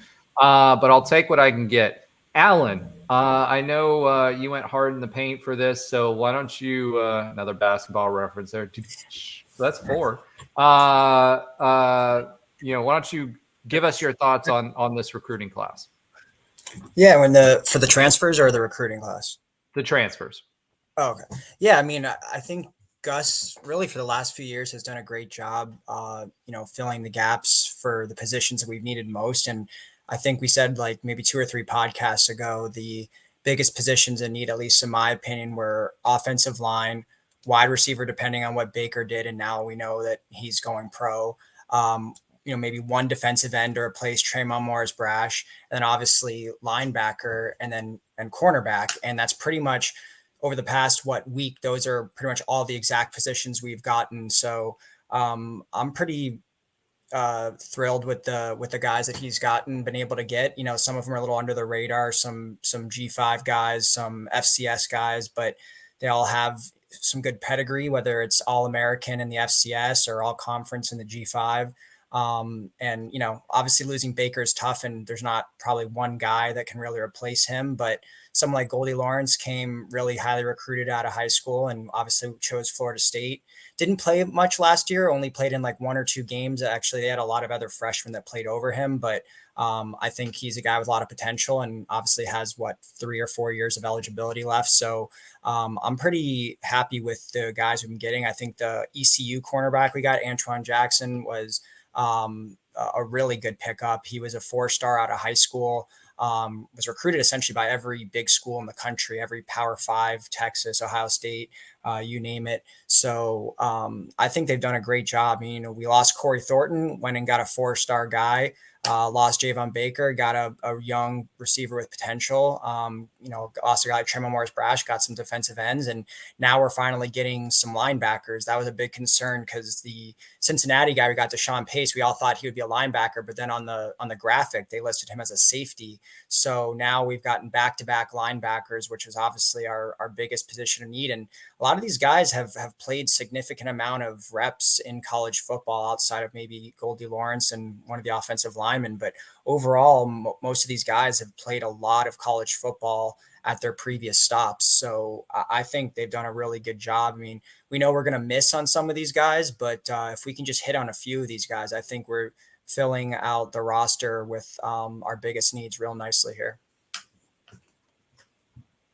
Yeah, I agree with that. And, apparently so does On3. They had their transfer portal rankings, and they have us as the number 14 highest portal transfer class, 1.3 million in an NIL value. So we're increased NIL value by 1.3, which means in their minds, these people would cost 1.3 million to bring in. A 72.57 average ranking coming in and a 66.08 going out. So we are definitely upgrading according to On3 on these positions. But I think the most important thing that you said, I think we've got the DBs that we need. The question is, how many more linebackers can we get? And 1 or 2 more at least. Well, that's how much we want, but how many can we get? That's the big question. We missed on a few. We actually had Ohio State receiver. I can't remember his name, something Scott. He was a very highly recruited or very highly touted recruit, and then went into the transfer portal. He was on campus this last Wednesday. But the more and more folks that we see when we started seeing wide receivers, you had to think Javon Baker, and Brandon kind of hinted at it last week, was probably going to go pro in spite of coming out and saying he was going to stay. So all in all, though, recruiting, whether it's the high school recruiting or the transfer recruiting, I think this is a pretty solid haul, and we upgraded. The question is it enough? I don't think we're done yet either. I think there's still, we had some guys come on campus, like Brandon reported that publicly. There was like 3 or 4 more guys that are still either just got on campus within the last few days or they're slated to come on in the coming days. So, I mean, if you look at last year's class, transfer class, I believe we ended up with 15 or 16. So we're at 10 right now. So I wouldn't be surprised if we hear a few more names. I know there's some offensive linemen. Obviously, like you mentioned, Ohio State, I think his name is Bryson Rogers. And then you have another linebacker. I'm forgetting the school where his former school, but we still have some potential in getting some other guys. Awesome. All right. So do we want to talk about, you're right. It was Bryson Rogers. You even had it in the show notes. And that tells you how often I read the show notes. I mean, while we're talking, right? So, yeah. So anyway, we use the show notes while we're going, but I don't specifically do it when we're talking about those points. So, Alan, you had a question in here that I think is interesting. Way too early starting lineup predictions. What do you think? Yeah, I mean, I think we know there's obviously quite a few positions where we know 100% these guys are going to start. Like obviously QB, we know KJ is going to start. I think we probably at this point know 3 or 4 out of our starting linemen with Marshall and Caden Kittler. Adrian Medley's coming back. He probably is looking like he'll start. Then at wide receiver, Kobe Hudson, and then Townsend probably in the slot. And then obviously running back, RJ Harvey. And then you would think at a tight end, we're set there too. So with Randy Pittman, then on the defensive. So, I mean, there it's kind of who starts in that third wide receiver slot. I think that's probably is the wide receiver 3 next year. I think that's probably the biggest question. And maybe who is at, I think it's left tackle or left guard where we have an opening there. And then on the defensive side of the ball, it's who's starting at linebacker. I'm assuming just by default right now, it's these transfers because there's literally no one else that's proven themselves or even really gotten that many reps in the last year. It was really just kind of Jason Johnson and Walter Yates who have both moved on. So I'm assuming it's going to be one of these transfers, but that's obviously a question mark. Then like DBs, you pretty much said we're set there. I think a cornerback, you probably have a combination of like Brandon Adams and then Antoine, who we just brought in from ECU. Safety could be Quadric Ballard again. Maybe that other safety spot would be Pace or the other Cincinnati defensive back we brought in. And then at defensive tackle, it's going to be all the same guys as last year. I don't think we lost anyone there for the most part. And then defensive end, I think that may be the other question mark. Is it Malachi Lawrence and one of the guys we brought in, the FCS transfer, I'm forgetting his name, or is it maybe someone that steps up, a younger guy that we brought in these last couple classes, like Kevon Call, Isaiah Nixon, perhaps. So Troy Ford Jr. Troy Ford Jr. So yeah, I think the defense is where we're really more questioning. On offense at this point, I think it's really just who's wide receiver 3 and maybe who's that 5th offensive lineman. But otherwise, who did you think was wide receiver 2? Because Xavier, I think Townsend, yeah, that's who I think by default. I mean, I don't know at this point who's played enough outside of Hudson and Townsend to really call anyone else a wide receiver 2. I don't think he's tall enough to be a wide receiver 2. I don't think he's gonna play outside. I think Allen means wide receiver 2, like in just like the pecking order. Oh, okay. Second target guy. I don't think Townsend's going to play outside. No, he's not going to play outside. But I just, as far as in the pecking order, I don't know literally anyone else that is going to get like more reps than someone like him that I could foresee right now. Could someone surprise maybe one of these freshmen? I know what's his name is expected to play a lot. Burdell Richardson is supposed to be a stud, and they're expecting him to get early playing time. But is he going to be like who fills that void left by Javon Baker? That's I think a big question mark. It'll be interesting. I think that's actually who I was thinking was Richardson. But then, with Goldie Lawrence now coming in, and we've got some other wide receiver talents, just a question on if they're physically ready. But the way Gus was talking about Richardson, I think he's one of those guys that he feels is physically ready as soon as he gets the playbook and really, gets a good grasp on it. But for our wideouts on the outside, there isn't a whole lot of complexity to it. as far as the playbook is concerned. You're going to have one guy, that's just basically going to be screaming down the field, and then the other side is maybe cut to the inside, on his route. But that's pretty much it. The big opportunity for us is the middle of the field, and how much do we do we sprinkle in the tight end position now? Because we saw that in a few That's what they're games. going to start featuring. I think that's what they're going to move towards. Yeah, I think Kylan Fox is going to be featured, and I think that will be our de facto wide receiver 3, in my opinion. And Pittman had a good year, right? I mean, he's probably going to be a problem. He had a great year. One of the names I didn't hear you say, Alan, I just want to, and it might be the nature of his position, so I understand that as far as the starting lineup goes. But I just want to make sure that he didn't transfer out, and I just didn't realize it is Nico Martinez. I mean, do we expect a big year from him next year? I imagine on the defense, or yeah, you're right. I didn't mention Martinez. I mean, he was the starting safety this year. I know he was a cornerback in high school, but he's back, and I should have mentioned him. Yeah, he'll be back. No, I mean, I know he played that like kind of, they call it night linebacker. He kind of played that deep linebacker, whatever it may be. But so he's kind of like that tweener position, anyways. But I mean, I think he's going to have another big season to follow up. What I would consider kind of a breakout year this year. Yeah, I agree. And I living in a Popka, I followed him in high school, so I was. Well, I mean, we were excited about him when we were on Nightline when we got him. We were super excited about him back then. It's just funny how our recruiting's changed, as far as the number of 4-stars, and there's even some separation there amongst the 4-stars, a high-level 4-star or borderline 4-star. You know what I mean? So I don't know. It'll be interesting to see if he finds a place. We've got some talented folks we brought in that were hurt. Henderson was one that we'll have to figure out how he fits into this puzzle. Troy Fort Jr. that I mentioned earlier, highly touted recruit, looked like he was going to be a difference maker, got injured and had to sit out most of the season.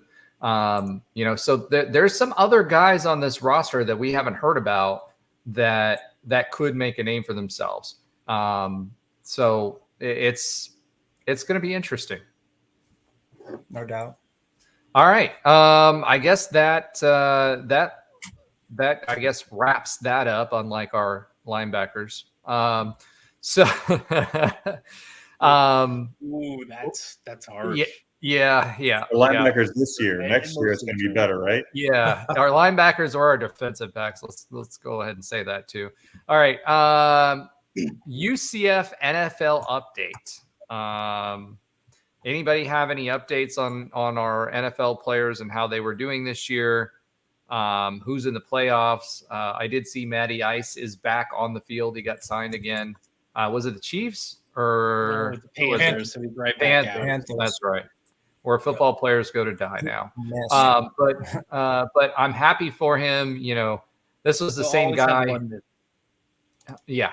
But he was the same guy who, went and accepted a job with Lockheed Martin after he graduated, got called up by the Pittsburgh Steelers, and he's kind of been in and out this entire time. So.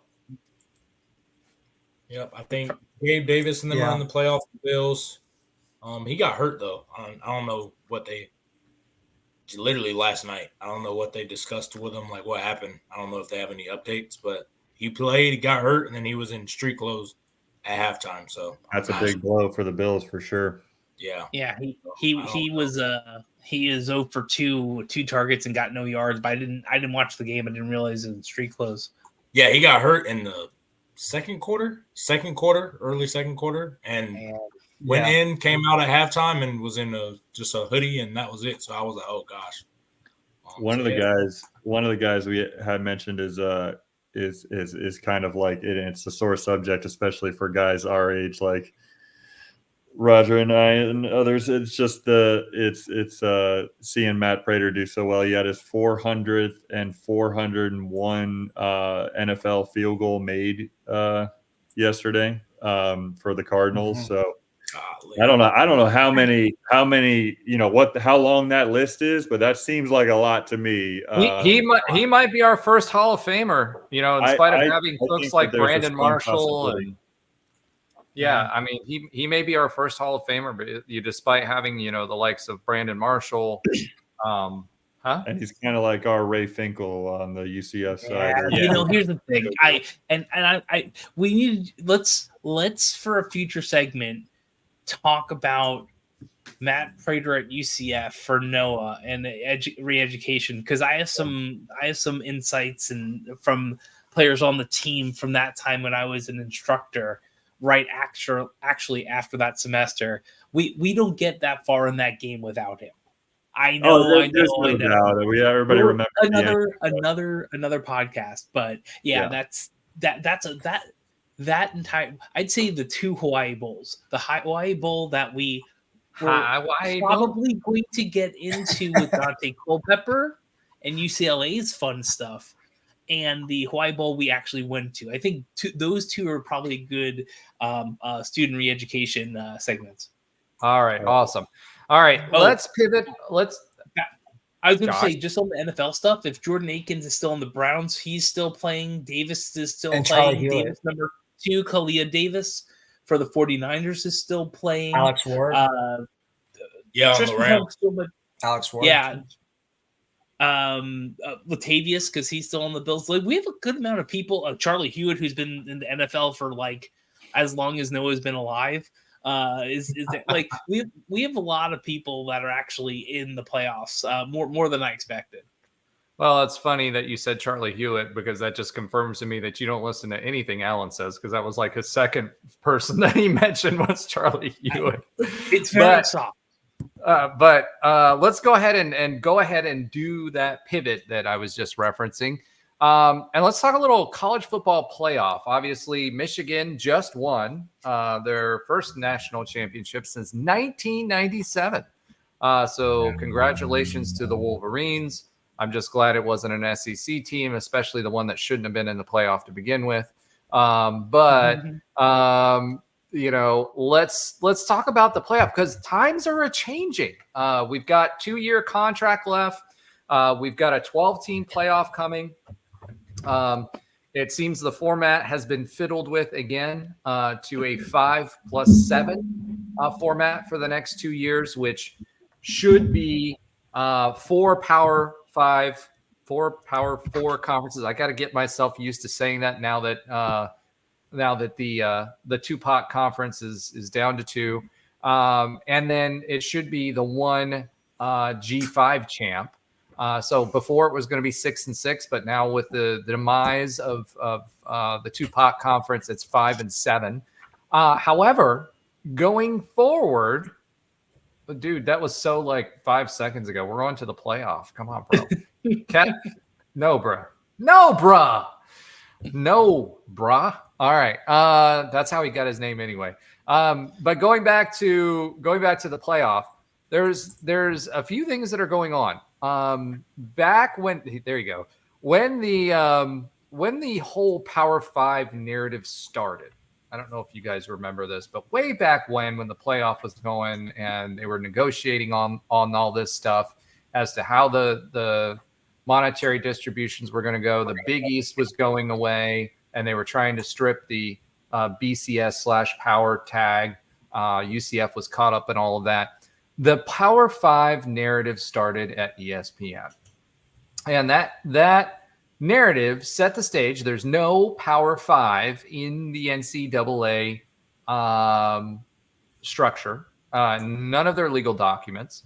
What they do say is autonomy conferences, which at the time was meant, and the way they sold it was, hey, we've got a lot of money, but we're being held back on doing good things for our student athletes because the rest of the schools that don't have as much money as us can't do that. Now, obviously, the AAC went on its whole Power 6 campaign. UCF and their conference mates, it put in place everything that the autonomy conferences put in place just so that they could, use that narrative, and obviously because they could. So it was all bunk. What it was a power grab and a money grab. We may be seeing the same thing happen. The last 6 months or so to a year, we've been hearing about the Power 2 narrative and how the Power 2 were consolidating all the brands. So because they consolidated all the brands, they should get more money because they're bringing more viewers and all of this stuff, right? How does this affect UCF? I have a sneaking sneaking suspicion this is going to rear its ugly head in the next playoff. So after these 2 years are over, how the distributions for the playoff money will end up in that 2-year time frame, because those negotiations are happening now. That Power 2 narrative is going to get stronger and stronger. The interesting part about that is the 2 Power 2 conferences, one belongs under the ESPN banner, the other belongs under the Fox banner. So how does that affect us? Because that brand valuation and building those brands up is all for, hey, we want you to watch our content so that we can sell advertising dollars. That's why you're seeing what you're seeing.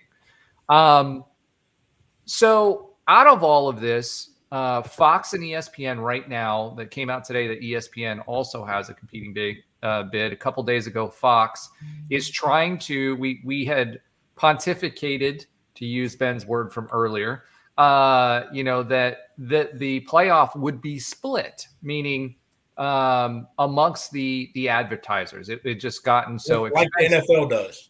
Right. So that they were going to split it, right? Which might be good for the sport because you have brands that are one or the other, right? They're either paid for by ESPN or Fox, or in the Big 12's case, both. So if they're split, it's great for us all the way around. Now it turns out that Fox, with the large bid, which kind of came out surprising because the dollar size of it, and ESPN, which you've heard about all their financial woes recently, laying people off,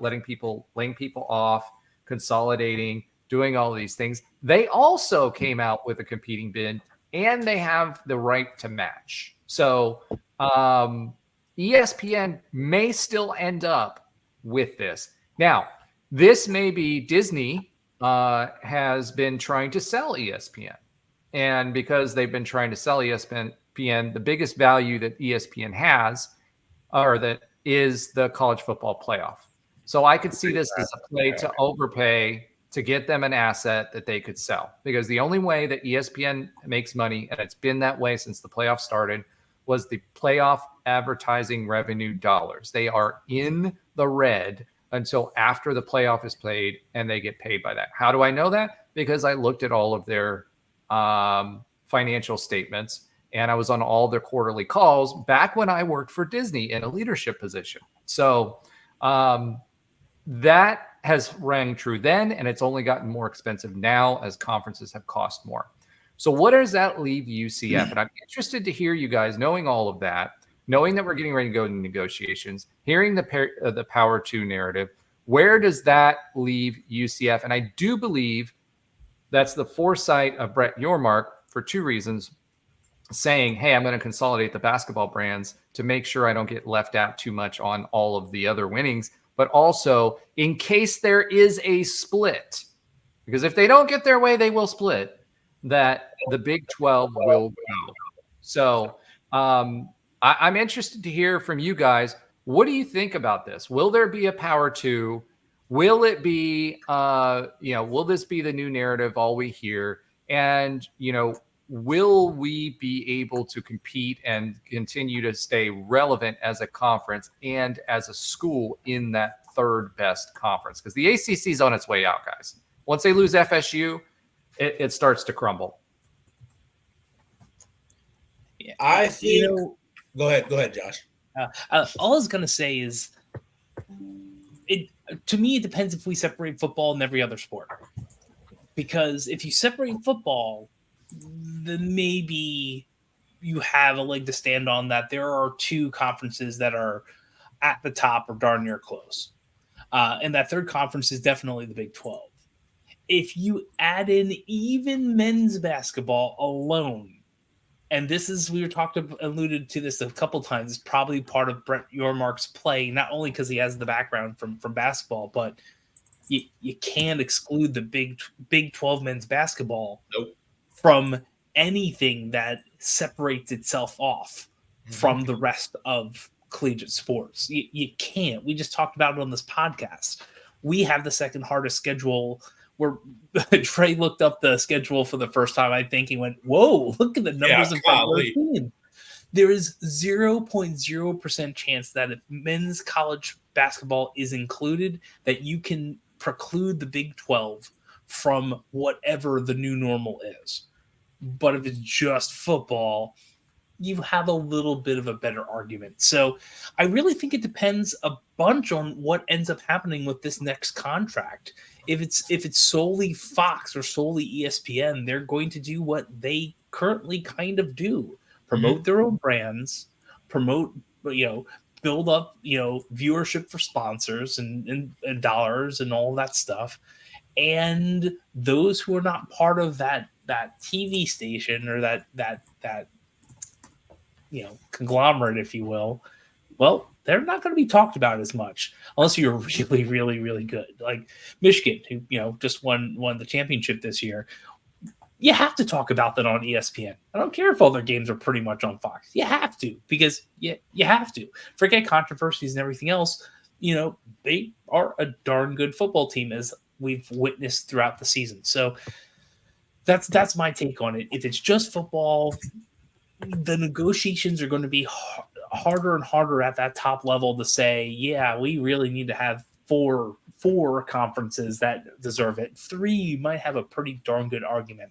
And honestly, it really depends, I think, on the next couple of years too. If you start seeing Big 12 teams or even ACC teams really make a shot of it because they have they get to the playoff and all they need to do is win a game or 2, and you see that snowball rolling, then maybe there's a different conversation. But if you include basketball, it's a top 3, and that's if you football and basketball combined, it's a top 3 conferences, and I just don't see UCF being a part of it.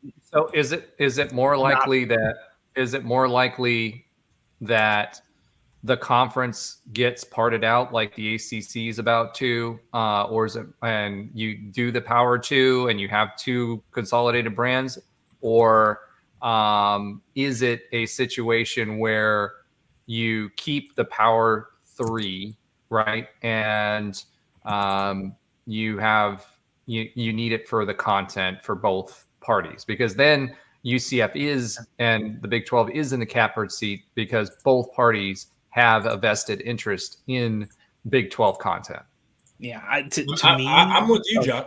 I'm with you. I think it will solely depend on if they're going to split football and basketball. Because if you're just strictly talk basketball, I know Big 12 is number 1. When I was growing up, ACC was big basketball. It's still big basketball. Yeah, so if you get rid of the ACC, and you're just completely abolish it, where does UNC end up? Where does Duke end up? Well, that's come out. I mean, the SEC and the Big Ten already have their picks. I mean, there's been multiple reports on who goes where. Virginia will be one. UNC will go. And teams like NC State are going to be on the outside looking in. So and then I think depending on as though that split, is it football? Is it the whole school or is it just football? I think that's a huge decision. And I think I don't think it goes to 2 personally. I think never mind. I mean, because Fox and ESPN kind of run it, so it's not a kind of, they do. Yeah, no, it's what they want to do. In the perfect world, it's 3 because you get the perfect blend of everything. We Big 12 might be the 3rd best football conference, but it's the best basketball conference, and then everybody else kind of evens itself out.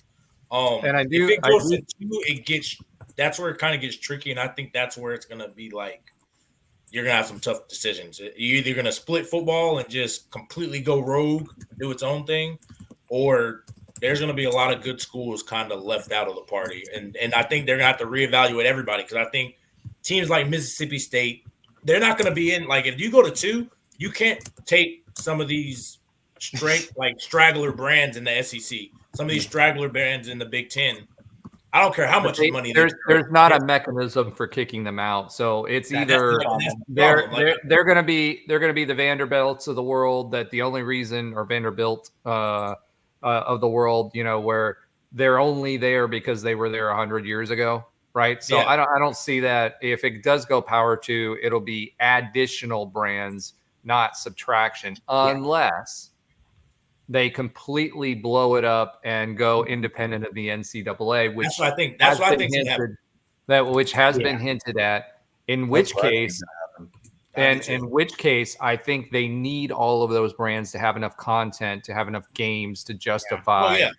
If they go independent of the NCAA, they might keep a lot of these teams just for content purposes. I mean, when the college football playoff was created, didn't they basically just go independent of the NCAA anyways? Yes. I mean, it's not, the college football playoff is not an NCAA event. Nope. The only reason highest revenue NCAA event is the college basketball March Madness tournament, because the CFP is not an NCAA event. Yeah, it funds everything, and I'll say this: the interesting thing will be, and the reason why it's gone this long without football separating completely, is just simply the tax shelter, because they have a tax shelter as long as they're under the NCAA.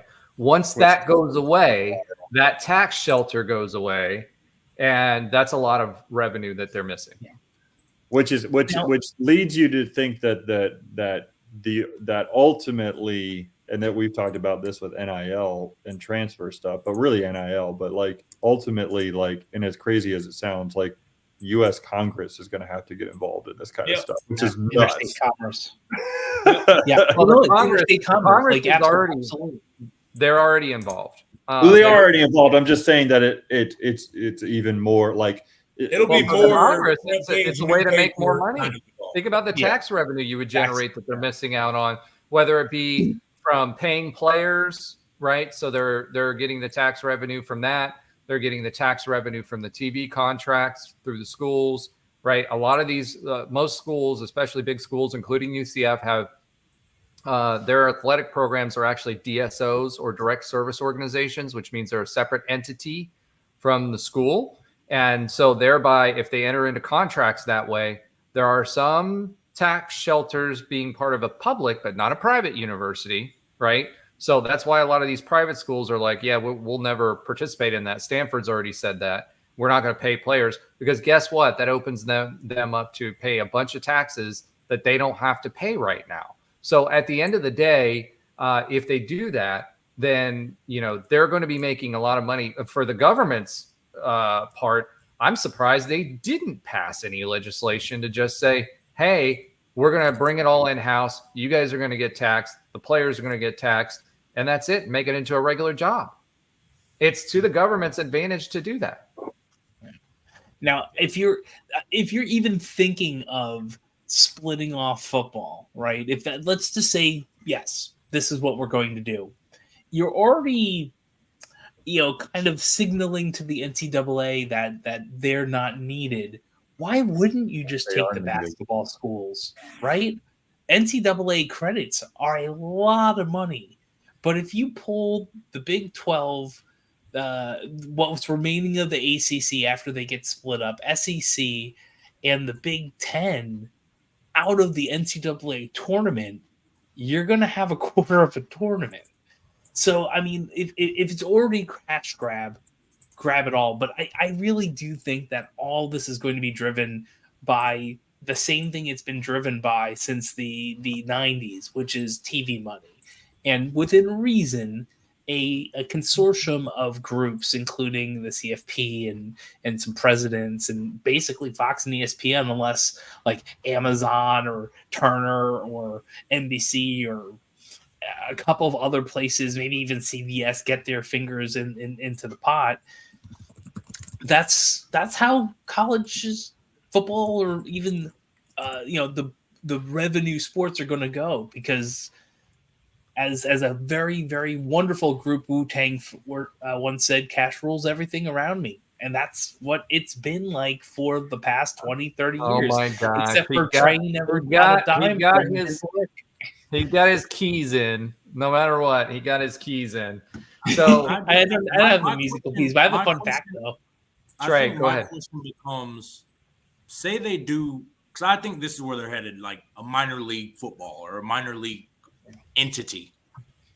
What happens as far as the student part, as far as the scholarship part? Like, because I'm gonna be honest, if I'm a business person and I'm paying players like as a business to perform, I'm not really worried about what kind of grade you're making. I need you to focus on the product that I'm paying you for. You know what I'm saying? So like, where does that kind of, because we're already like at the tipping point, I think, of paying players and you're on scholarship for academic, like the academic part of it. Like we're at the tipping point. So I think there's going to be, what do we do? What's going to happen?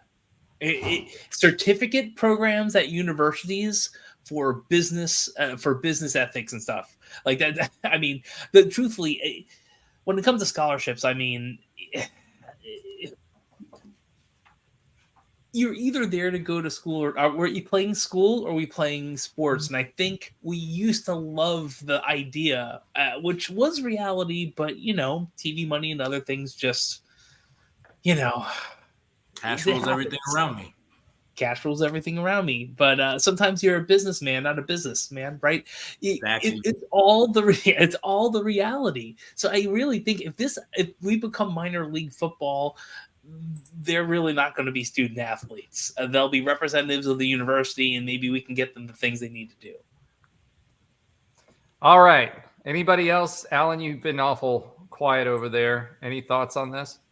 No, I mean, everyone pretty much said everything that most of my thoughts on it. It's like, you guys said everything. You need to shut up and let me talk. No. I mean, it was all good There's points. some statistics coming up, I'm sure. No, I've said now for a couple of years that I hate the direction of college football, but it is what it is. It's I think, there's a good chance it either goes into, like mini NFL, like minor league kind of thing, like the D League for like the NBA kind of thing, or it's going to or I think we've been kind of heading towards a two super conference system, the ESPN and the Fox conference. I forgot there was a coach that said that one time, like 10 years ago. It was a big head coach. I don't think he's a coach anymore, but he said something about it being an ESPN and a Fox conference, and feels like that. Where does that leave UCF? Hopefully we get another lifeboat again. I don't know if there's two conferences and it's most of the blue bloods and best teams in the country. Everything else is going to feel like a consolation prize. So hopefully it doesn't go towards that. We'll see. I don't know. It just seems like the last 2 years, there's been a whirlwind of the college athletics changing irrevocably. And, I don't know where it goes. It just, every day it seems there's a new rule. There's now with the transfers, you can transfer anytime. And there's just something new that just keeps happening feels like every week or every month. So I don't know. Hopefully UCF still stays relevant and stays in a quote unquote power conference. We'll see that. I do think that's where, like, when I talked about a couple of weeks, like the performance of the football team, I think it is kind of important because, again, this is the reason we're in the Big 12 now. We can credit those, those early UCF teams, the Fiesta Bowl. Credit yourself. Go ahead. No. Because I always give credit to that Fiesta Bowl team first, because that's kind of what got that 2017 group. Like my class, that's the reason we came to UCF. A lot of guys. Like if they go 7-6, most of us probably don't go to UCF, just realistically speaking. It was a culmination of that season and the hype going into it, like, oh, this is kind of a cool school. And then we get on campus. Wow, this is kind of a really good school. Like that's what happened. So there was that 2013, then 2017, 18, and then into 19, that parlay, all of that, I think kind of led up to this. And like me and Roger, we've said this like just in our conversations, it can't stop here. Like, no. If you think this is the tipping point, it can't, or we won't make it to this next part, which I think we're headed. No, then you'll end up like SMU without all the old donors, right? Yeah. Which, by the way, SMU not getting P5 payouts, so they are the pony depressed. Yeah, as well. I think because I think if, say, for example, they go P2, they're going to take some of these teams. I think UCF's in a sweet deal. You're in a, like you always mention, we're in a big hub, Orlando. We essentially are going to take that Tampa area, that hub. Then you'd have, FSU up north, down, and then Florida. Like, I think those will be the 4 Florida schools, and then they start picking and choosing. Like, I think there's a chance, but we have to perform. Like, we're not going to get in going 3-9 for like doing this in the Big 12. Let me say this to your point.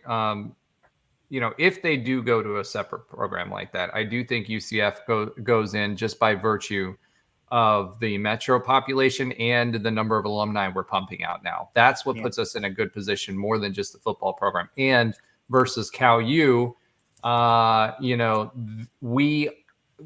before they jumped us into the Big East, into the BCS, right?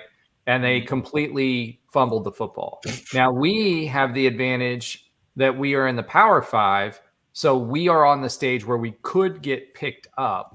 And those metrics matter more now because a lot of these smaller schools, I hate to say this. I mean, there's a lot of Nebraska fans out there and they show up for their football program, right?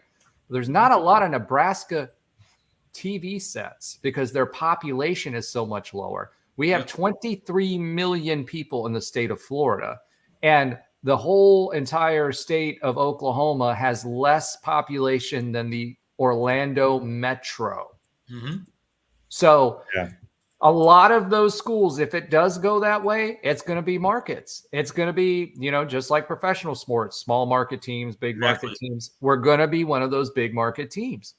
I think what would be interesting, and I this is just an ideal state and I think it was Chip Kelly that said that this year. I don't remember for sure if it was him, but one of the college football coaches talked about, like, what if we had, like, I don't remember the number that we referenced, but I'm just going to say like a top 60, right? Like and maybe for the first year or first 5 years, we choose who that top 60 is or top 80 teams. And you divided them up into 4 like regions of the country. And I'm talking about only football here. I think it was Chip Kelly. Yeah, it was Chip Kelly, and he talks about this, and he probably used a much lower number than I just mentioned because he doesn't give a crap about the 40 through 60 or whatever it may be. That being said, I think if you use that kind of thought process, you had geographically, like you were trying to win the Southeast, for instance, if you're a UCF and you're trying to go on to, to the next level, and then you have a national championship based on that. I think that would be rather interesting. It would be much more like pro sports. Your schedule could be based on you play at least 7 of your games or 8 of your games in your region, and you play 4 of your games outside of your region, something like that. That would be interesting. And then on top of that, you could have some sort of, for the teams that do get left out of whatever that number may be. I mean, I don't know. I mean, like the largest international sport in the world, I mean, has a relegation system like soccer does. So you could essentially take a, let's call it a, 10% or 20% or whatever it may be, whatever you decide on, and have a relegation system where you're allowed, you have whatever that lower tier is outside of that top number, have a way to play their way into that larger system every year. I think. What do you guys? Well, I know this is a pivot off of that. I don't think relegation will ever happen here, to be honest. No, none of that what I just described is ever going to happen. But I'm just saying that would be something that has been brought up again, though, in light of this Power 2 and further segmentation and updates to how people are going to be segmented, is the renewed effort of an NIT. So for football. So do we think, and I want to be brief on this because we are at 2:18 and it's a great conversation. Do we think there is a legitimate chance now that all of these things have changed, the consolidation has changed, that people are more open to a NIT version of the playoff? If there's more money, I mean, it's again. I mean, that's a. Do I think the fans are going to embrace a secondary playoff? No. Do Are I they think going to embrace it more than the crappy bowl games? I think they get rid of a lot of that. That's what I think. I think they're going to get rid of a lot of it. The thing about basketball, at least for me, you can see. I don't. Guys don't sit out basketball like NIT tournament. At least not what I've seen. Maybe I'm wrong or irresponsible saying that, but the way we are, like the way we're not programmed, but the way we see it, just as guys that played are, if you're not playing, not just us, but most of the people, if you're not playing for a national championship and you can declare, you're not going to jeopardize that. A lot of guys think like that now. It's really a shift. I can say this. I can tell you this: players don't, but teams do. They do. I agree, and it's just I can't. If like Ben just said, if guys aren't playing in the bowl game, then people don't even. I mean, what were we talking about when we saw we had to play? You know who cares? ESPN, who gets the empty ad revenue for putting them out there. That's exactly who cares. Of course. Now, I can see them doing that for that is sole reason, but I don't think the product is going to. Like, I don't think the product is going to be any better than what they have as far. No, it won't. It's simply shelf space. That's why ESPN owns 29 bowl games, folks. Nobody cares about the. Nobody cares about the. I don't know, random carrot in the ground bowl in like Wyoming, right? Well, nobody cares. Nobody's watching. TV slot. Do you think? Exactly. I mean, do you think that you could possibly get more people to care though if like their team was going to play the following week if they won that game? Like, so if you think about it from that perspective, right? Like one of the largest crowds that UCF has ever had at home was an NIT quarterfinal game, right? Mm-hmm. Like, and I actually think that is the record still, but I can't. It's definitely top 5 largest crowd ever. Like, so we look at bowl games because there's like, who cares about the potato skin bowl like trophy that you win and that your team can put in that trophy case? Your season's over no matter what, right? Like at the end of that bowl game, like you're not like the end of the Gasparilla Bowl this year, like we're not watching any more UCF football until fall of 2024. So like nobody like, I mean, if win or lose that game, that's going to happen. But if it will only matter next week and you get more, like people will watch that more. I mean, it will only matter. I think. Go ahead. I think it'll only matter if ESPN and Fox or whoever controls the playoff changes the narrative. I think there are more T-shirt fans out there that will root for whatever state school that's out there for their state that's in big time football than the small schools. I don't think they're ever going to change the narrative. Then I mean, that's not happening. Like the narrative. Well, I mean, it could if it makes their shelf space more valuable, right? So yes, it could if they switch that up. That's why I also feel like it would be better for everyone involved if the playoff contract were split, because right now you have ESPN, who is undoubtedly still the top dog in sports broadcasting. They absolutely try to spin a narrative so that the teams that they own, meaning the conferences that they own, will make the playoff. And anybody who doesn't think, whether you think it's direct involvement or whether it's just marketing / branding that they're doing, right, by not putting teams on during game day as often or whatever, if you don't think that's happening, you're blind. Okay. And that would be bad and poor marketing on their standpoint.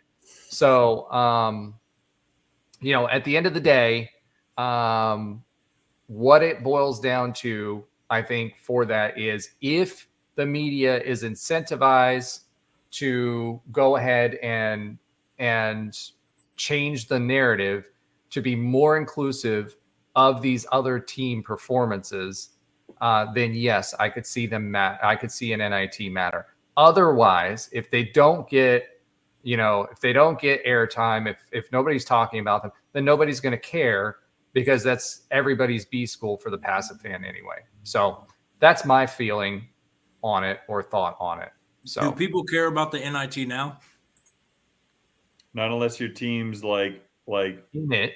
unless your team's in it. I mean, nobody cares. No casual fan cares about the NIT right now. But almost every casual basketball fan, one of the most exciting weekends of the year is the first weekend of the tournament. Yeah, and I mean, I'm a casual basketball fan. I don't. Right. There's not an NIT Madness bracket challenge. Not like at all. they're not going to advertise that. So, like, I guess what would make them advertise a NIT football tournament if they, you know what I'm saying? Like, I guess that's what I don't understand. Like, why would they? Well, the interesting thing about that question is ESPN actually does own the NIT, and they haven't owned the NCAA tournament ever. I don't know if they ever have. I think CBS owns that, and they basically always have. And so ESPN advertises their women's basketball, the women's NCAA basketball tournament much more than they do the men's NIT. Gotcha. But I think the point remains though that an NIT football tournament, in my opinion, would actually get a little bit more eyeballs on it than these bowl games, because if the bowl game because they would matter to the fan bases that like those teams. Again, if I'm going to be able to see one more week of my favorite playing college football, then I'm going to take that all day long. I think it's more if they have an opportunity to win a championship, it doesn't matter what kind. If it's not the championship, they can win a championship as opposed to just some random bowl pairings in some spot. That's what I mean. That's what I mean. Yeah. It's a culmination championship as opposed to that you have to work over a few weeks off of to get, as opposed to I won the taxpayers Gator Bowl, right? The Saltine Cracker Bowl. Like what are we talking about here? Hey, I like me some saltine crackers. Wasabi or something. I think that was actually a name for a. It wasn't. I will say I want to go to the Pop-Tart Bowl in Orlando next year if our team gets. I keep wanting to use that one, but it was actually pretty clever. Josh, yeah, I hate to tell you this, only the players get to eat the Pop-Tart. So unless you want to watch some guy in a suit go into a toaster, whatever floats your boat, bro. All right, so let's move on. We've got a couple of things going that we have to talk about. One, I want to give a little bit of listener love. We had a great reaction from all the folks that were out there. We picked up some new followers. Appreciate that. I hope you continue to do that. I wanted to highlight some folks that gave us some love. So obviously Brandon was on and he made the show even more entertaining than it already did. But May Knight, thank you. He said, Roger just got done listening. Great job. Brandon was awesome as always. Tony 791314. This was really cool episode. Well done, gentlemen. Knight. Okay, I'm going to try this. Knight jumps Queen. I appreciate what you guys are doing. Yours is quickly becoming one of a couple of podcasts that I look really forward to each week. Keep up the good work. That was a particularly good episode. Lazy Sunday, great episode. Charge the duck on. To which I responded, quack, quack. And then our good buddy Rob said, great job. Enjoyed this one. So everyone who, took the time to give us a little bit of feedback, we appreciate it. Please remember to like, subscribe, comment, so we can keep the dialogue going. Give us feedback or what you want to hear about. Like, we do this for you guys. We do it for fun. And we really appreciate that you take the time out of your day to listen to us ramble about random things. So that's it for listener love this week. And let's go ahead and get back to what our usual is with Alan and with Josh. So first up, Alan's oxymoronic stat of the week. Alan, we see your face. Bueller. Bueller. Bueller. We're moving on. Yeah, I think so. He's drooling on the keyboard right now. All right. So since Alan's not here for his oxymoronic stat of the week, he's here, but he's not here. Josh's sometimes funny fact of the week. Josh, take it away. Hey, so there's an interesting amount of things going on at UCF this weekend, if you weren't aware. Most of us know we're talked about the basketball games that are coming up. Of course, Kansas coming in on Wednesday, but we also are playing against BYU on Saturday. You know what also is happening on Saturday? We're also having a women's team play another ranked game, which we'll talk about in just a little bit. But you also know what else is happening at UCF's campus at 12 o'clock at the football stadium that we haven't really talked about today. It's the Hula Bowl, the All-Star game. That's right. So we have 2 top 25 ranked opponents that we're playing against, and we have the Hula Bowl, which may be why I'm avoiding UCF all of on Saturday, perhaps. But here's a fun fact. The Hula Bowl is at UCF, and it's starting at the same time as all this stuff. Which former UCF Knight is a member of the Hula Bowl Hall of Fame? No idea. We said his name during this podcast already. Best hint I can give you. Oh, Brandon Jennings, or not Brandon Jennings, Brandon. Wow, Brandon Marshall. I was going to let you hang there. Yeah, Brandon Marshall. He's an inductee in 2023, and they started the Hall of Fame there in 2019, I believe. And I mean, the other inductees, you can. I'll just for those who are listening, you can go just do a web search for Hula Bowl Hall of Fame inductee. I'm going to put it in our notes on the side here. I mean, there are no slouches in there. Like Bobby Bowden, this year inducted was Bobby Bowden, Reggie White, Willie Rolfe,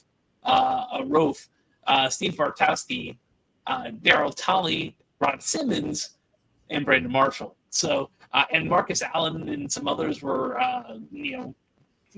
kind of good football players were inducted to the Hall of Fame last year. So there is this is not just a small amount of people. That's a lot. All right. So, thanks, Josh. I think we might need a mic check for you. That being said, let's go ahead and do a quick update on the other UCF sports. Yeah, Josh, for those of you not watching YouTube, Josh is having some technical difficulties. We apologize for any inconvenience and his horrible voice. Let's not his voice. It's Mike or whatever it is. Well, yeah, Mike. Sorry, meant to say Mike. You're right. I shouldn't say that. He has a great voice. I shouldn't say that. All right. So that being said, let's go ahead and get that quick update on other UCF sports. UCF women's hoops. Unfortunately, UCF drops to 0-3 in Big 12 play. They lost to OSU 68-61, so a lot closer than that Oklahoma game, etc. And then to K-State. I almost did it again. I did it last week. I said, or week before last, or I said Kent State. K-State 72-56. Next up, they have Cincinnati. The big question is, what spring sports might succeed in the Big 12? I'm going to say softball for sure. Baseball will be interesting. So I'm really excited to see, especially next year, how the baseball team looks, but have a lot of confidence in Wallace, Coach Wallace, our coach and former UCF alum, former UCF player, who is now the leader of that team. I saw him last week. He's it was good to see him. So we went to UCF together, so we talked for a little while. He's doing some upgrades to the stadium, small things, but he's real excited about the season and a lot to do before the season starts. But I'm looking forward to baseball season. But I agree with you on softball. It's just interesting to see with the last year of Texas and Oklahoma being in the conference how they can compete with those top 2 teams along with UCF and what they bring. It'll be interesting. Yeah, Oklahoma is going to be the tough one. I mean, that's basically the Alabama of softball. So, all right, guys, we made it to 2 hours and 33 minutes, which is slightly less than last week, in spite of having Josh Lazar back this week. And again, appreciate spending the time with you guys. We get so excited talking about this stuff that it just flows and it goes by quickly. If you did not notice, I did fix my green screen. So for all of you that were out there giving me feedback about that, I finally fixed it just for you. So thank you for the feedback. It looks great. And you know what? Go Knights and Charge on. Charge on in whatever voice you're going to hear from this thing. I don't even know what's going on. it still sounds terrible, Josh.